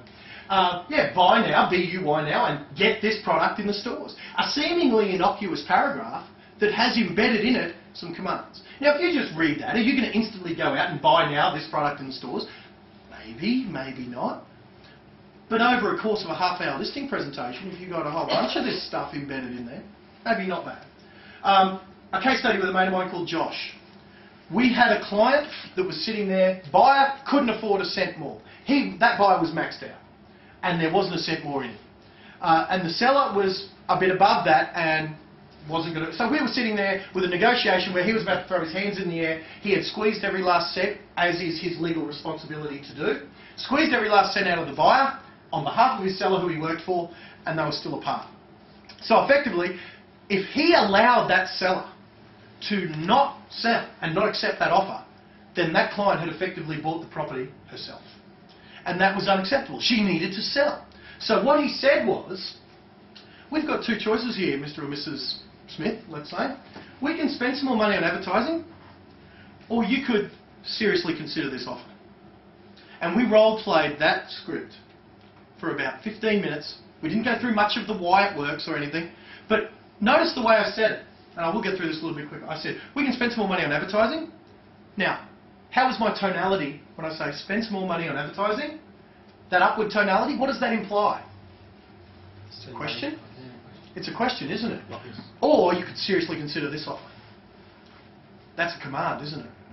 Now, if you'd have said, you know, I'm going to command you to consider this offer, that lady would have kicked him out on his butt. We role-played it. He got his intonation right. He got his inflection right. He had the right intention. He was doing her a favour, helping her get out of her own way for her own good. So it was coming from an ethical place, and he came back with the biggest, cheesiest grin on the face with an accepted contract. So it worked. Now, what if it, you know, it might not have? Because as I said, these are little bits. But in that particular case, it was a great case study that worked a million, you know, it worked very, very well. Helped out the seller. Josh earned his commission of $10,000. Everyone happy in that particular. Before, on number 10. Embedded commands. Oh, embedded commands. Okay, yeah, good. Okay, phonetic ambiguity. That's buy now. Big word, phonetic ambiguity, meaning what your unconscious has to do is when it hears the word buy, at the speed of light, because your brain thinks in electricity, at the speed of light, it has to go, buy, does he mean buy? Does he mean B-U-Y and pay something? Or does he mean buy in that context? And it has to try on each of those meanings and then choose the one that's appropriate. But at the speed of light, it tried on the other meanings, so at some level, at the unconscious, heard the words B-U-Y now. It's like, if I say the word cheap, what do you guys think? What's the neuro associations of the word cheap? Inexpensive? Bargain or crap. What comes after, yeah, bargain or crap? Cheap and, there's the one, you know. So what has to happen, when you say the word cheap, your unconscious goes, cheap, what birds do? No, cheap, nah, nasty, you know, and there's associations to the word. So that's phonetic ambiguity. You know, and there's a whole bunch of them, you know, that out there, but that's kind of an example of one. Now, what was the other one? Oh, the other one was punctuation ambiguity. Have we got another one here? No, we don't. Okay. A punctuation ambiguity. Say you might want to, you know, my command might be feel comfortable with me. It's probably a pretty good place to start in any sales situation, would it not? For you to feel some degree of comfort with the person. You know, again, and I'm not saying this is what you would say, I'm saying this is an example of what you might say, or an example of punctuation ambiguity. You know, what does it take, you know, for you, Mark, to feel comfortable? With me, it has to happen in a certain way. See how the comma, feel comfortable, With me, it's like I'm ditching the command, and the command is feel comfortable with me. So what does it take for you to want to, buy now? With me, I have to feel a certain way. See, buy now with me, where you mark off, you lose the comma, buy now with me. That's punctuation ambiguity. Look, it's probably more work than it's worth, but if you can throw it in there every now and then, and it works for you in your particular industry, might be good. Certainly in a therapeutic context, we want that client to feel comfortable. I said, using this principle today, I said to this client that I wanted to assist in getting down to a nice degree of trance. He was a wonderful trance subject anyway, so I probably didn't need to do it, but I like practicing this stuff. I said to him, we're talking about level A of depth being somewhat up here, being lightly trance, light trance. And again, for more information on depth of trance, check out David's school. There's level B, which is a bit deeper, level C, which is quite deeply hypnotised. And I said to him, you don't have to, pregnant pause, go to level C at all if you don't feel comfortable in doing so. So notice the embedded commands. The conscious mind hears the illusion of choice. You don't have to go to level C with command tonality at all. Should you not, next command, feel comfortable in doing so. So it's a nice little example, I guess, of analogue marking in the therapeutic context. But believe me, that sort of stuff doesn't stop at the therapy chair, like the Flora product. They're doing it. So those are the three. For more info, again, let's talk further or, whatever. Okay, here's the big one. This is the last one. Presuppositions. David talked before about implication. I love this. This is another bomb of your ability to persuade. You need to accept a certain fact is true to make sense of the rest of the statement. So let me ask you, with regards to David here, does it really give you a feeling of confidence to have one of Australia's leading authorities on hypnosis giving you all this information, or maybe two of Australia's leading authorities on hypnosis giving you this information, or does it really not matter who delivers it? Let me ask you that. What are your thoughts? Stephen, would you be rather hearing this from a leading authority on hypnosis, or does it really, as long as you get the info, it doesn't matter who delivers it? I'd rather someone that knows what they're talking about. But notice, what's the implication of the presupposition here? David is the leading authority. Yeah, who's to say I am? Who's to say David is? I happen to believe it's true, but do you see how to answer that question, Stephen? You had to accept as true that first part of the statement is true. Do you see how clever that is? Now, let me ask you, here's another one. Did it bother you that Kevin Rudd used highly trained hypnotic selling strategies like this in order to get elected in 2007? I don't know, did it bother you? Did it bother any of you guys? There's a few people saying no. Now, I believe that he was quite well schooled in that election campaign, but that statement presupposes that he did it. Do you see how clever that question is? Okay, so now, how can we use that? I'm going to leave that to you guys. But implication is a very, very powerful influencing technique by making implication. So, okay, in summary, you've got to be a better marketer of what you do than a doer of what you do. I absolutely believe that to be true. And I don't care what you do for a living, you've got to be better at marketing it than doing it. Now, I'm not saying that means I should be a bad hypnotist, but I've got to be better at marketing, and that includes word of mouth, which comes from being good at what I do. Or a speaker or whatever. But you've got to be better marketer. You can be the best hypnotist in the world. If no one comes and sits in your chair, it matters squat. Yeah? So, all right, so practice. I'll finish with that. Just the word. Some of these things are worthy of your practice and take a lot of it. Some of it will be got already when you get the other stuff right that David was talking about. You get the you right and half of this stuff takes care of itself. The congruency, the pacing and leading, the getting along with people, the rapport. We gave you some rapport tools before of pacing and leading, of matching someone's representational systems, all of those things. A lot of those things are secondary to getting you right. And that book I gave you before, that Psycho-Cybernetics, is certainly going to be a great start to getting you right. So, how much time have we got for our half-an-hour Q&A? 5 minutes? Okay, so what David and I wanted to do is, I often, when I've been to a seminar like this, or listened to a CD program more often than that, would have loved the opportunity to sit down with the speakers and say, "Oi, what did you mean by X?" So, what I hoped we would have half an hour for, we've got time for a few questions on anything that we've covered. Little chunk, little bits, some of these little things that we talked about at the last half of tonight, or some of the bigger things? And was there anything that was pressing that came to your mind while we were going through some of this stuff that might be worth discussing to David and myself? Yeah. When you were talking before about the written letters and things to use, a lot of language that suggests people would hear things or feel things or whatever. Okay. Is it better to use a lot of that to keep it like sort of broad, or use none of that at all? Look, my answer to that would be copywriting in the way you're describing, like making the letters thoroughly engaging, is an art that requires a longer answer than our 5 minutes will allow. It is, it's an art that I've got a seminar that's about 16 hours, like it's 2 days of nothing more than copywriting for direct response ads. So in a nutshell, I would suggest it's good to get as much emotion involved as the reader is reading it, but the art of doing that probably can't be answered in 5 minutes to me at least. There's a lot of cool skills that you can pick up with further study. So stay in touch with me and I'll put you in the right direction. The guy I mentioned before who co-wrote Psycho-Cybernetics is a master of it, and he's the guy who I've got the 2-day copywriting seminar on. So, yeah. David, anything to add to that? I just wanted to mention to somebody said, I can't think who it was, who had difficulty identifying the breathing.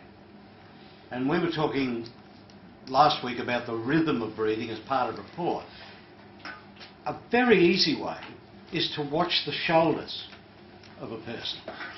See, sometimes you can't be close enough that you're actually watching that rhythm. But if you watch the shoulder movement of a person, when a person breathes in, their shoulders rise. When they breathe out, they drop. And so you then identify that, and the next step is to look at the more subtle aspects of that movement. But that's another way of enhancing your skills in breathing rapport. I hope that wasn't flippant. My answer to you is got to learn more, but really it's a bigger question than even half an hour. It's a bigger question than that. But it's a cool skill to get good at. There's hundreds of thousands of dollars a year. You're effective, it's worth learning it. So, look, I'm still a student of it myself. You'll see that if you're on my mailing list. You'll see some letters that are better than others. Not much comes out of Dan Kennedy's office that isn't very, very good. Yeah, anything else, guys, that you guys, something to add? Which one? Tip 11. Tip 11, okay. Implication, presupposition, very good. Mickey? Because we're in a multicultural society, and of course, a lot of people from different nationalities, that English isn't that good. Does that make a difference when we're trying to get messages? Gee, that's a good question, Mickey. I've had that question before. And my answer to it is, as a human being, they've got an unconscious mind. So while the language may be different, and the construct of that language, so certainly phonetic ambiguities are going to be different, but the principles are the same no matter what the language is. They're still a Homo sapien human being. They've still got a left brain and a right brain.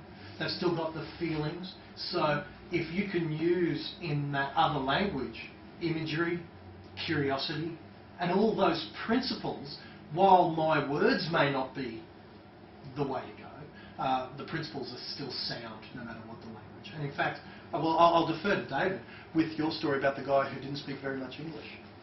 I thought that was a very good story. In the school? In the school. The training. Yeah, I was thinking of another example. I don't want to keep over time, so I'll be very quick. But another example was we had a student who was practicing hypnotising a highly educated, university-trained person, and he was a Ukrainian farmer. He'd probably been a peasant overseas and had a little orchard up the back of Maloney, but he wanted to learn some skills because his wife had a serious mental disorder. And he was working away, and he was stumbling along with his words. And I remember he was Tomko, his name was. I put my hand on his shoulder and said, Tomko, use your own language. So he started speaking in Ukraine to this guy. This is this common unconscious mind. And this fellow, who wasn't going anywhere very good, in a matter of just a few minutes had gone into what was obviously a very profound, very deep trance. So I had the experience of being put into a church where they were either spoke Russian or Polish, of which I spoke neither, and there was only one member in about 30, congregation of 30, who spoke any English, and it was very poor English. And I was there for over a year, and we communicated beautifully with one another. And I still can't speak Polish or Russian. No, so again, we've all got an unconscious, and that's got the power no matter what power. Remember I said the language, English in this case we've been talking about, is the language of the conscious mind. So too is Ukrainian and Polish or whatever. But the unconscious, remember, it thinks in imagery. It thinks in feelings and emotions and thought, So. I think we should finish. Yeah, just about. There's, people have got to travel long distance, so we're finished. But I wanted to say this one thing that I didn't get to say in what I said. You have to establish, in establishing your outcomes, you have to establish the fact that you deserve it. You deserve it. Sometimes that can be a really big barrier for people to get over. That they actually deserve success. They actually deserve to be skillful. And that was what I wanted to say, and I didn't get to say it, so I'm finishing on that. But I think we should think this way. Yeah, thank you guys very much. 3 words? 3 words. See the curiosity? I love that. But remember the principle. You guys for 2 weeks now stayed somewhat curious to the point where Clinton reminded me. Look, the 3 words that hypnotically will get any client or customer to give you whatever you want them to give you in exchange for your customer product or service or whatever, stick them up. Right, but the point wasn't the 3 words. Right? Stick them up. They're the 3 words. Now, that will get the outcome you're talking about. It may not be too ethical. But the point was the story of engaging your client's curiosity.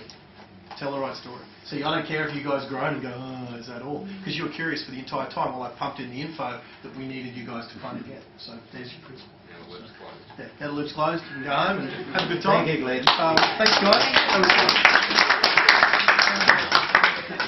Busted ankle home and back to sooking. Lovely day.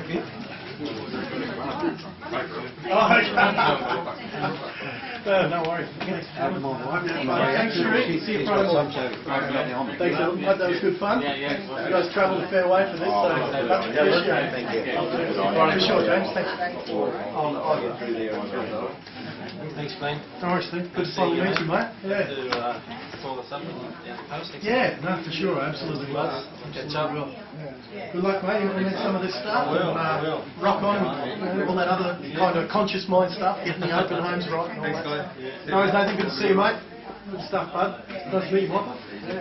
Thanks, mate. See you, mate. No worries. Excellent. Thank you. I hope it was fun. Hey, thanks for coming, Luke. I appreciate it, mate. I hope that was informative. Some interesting stuff. Mate, I'll talk to Jason tomorrow morning about what we're doing. You guys communicate. I'll get you guys in touch with each other. Find an hour. Yeah, no worries. Hope that was kind of what you were after, the usability. I'll let you guys know when the recordings are done. I'll have the visual, I'll overlay this with titles if I can. I'm going to try and it'll be fun. So I'll definitely let you guys know. Thank you. No worries, guys.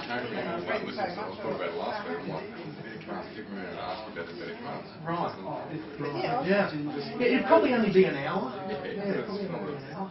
But yeah, it's something. I suppose the reason I haven't done it is I do believe it's such a small chunk.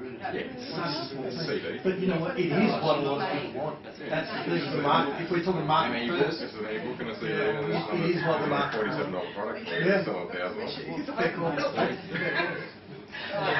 Mate, given that you've been through 2 weeks of this, we'll catch up towards the end of the month and have a bit of a yarn. Yeah. Just tell Ben we'll catch up in the next couple of weeks. Yep. Yeah, you had something else on that was already pre-booked some time ago. So tell him we'll catch up next time. Good job, mate. Hope you had fun, man. It was all right? Unless you got time. I don't know. Yeah, I'm going to go and have a sort. But, see you later, Mickey. Yeah, we'll talk again soon. And I'll be giving up. Okay, yeah. Now, did I give you the smoking stuff? Do I give you a smoke cigarette? Do I give you my book? On Stop Smoking? Okay. Thanks a lot. Thanks to do it. Yeah, in between. before I, Yeah. yeah. Just get that, wherever Sonia is, and I'll email you the book. So she reads the book, listens to that, follow the instructions in the book. I'd love to get a session done where I'll see what we're mates. Because we're mates. Yeah, exactly. creepy. You probably wouldn't need to go. Yeah, to go but, with David. You'll have to talk him into it because he doesn't see people anymore. So, we'll test your persuasive abilities, right? David, what would have to happen? You know, what would have to happen for us to do a session? It's implying, the implication is that we're gonna. What would be the steps? How good's that? Have a, improvement. Yep.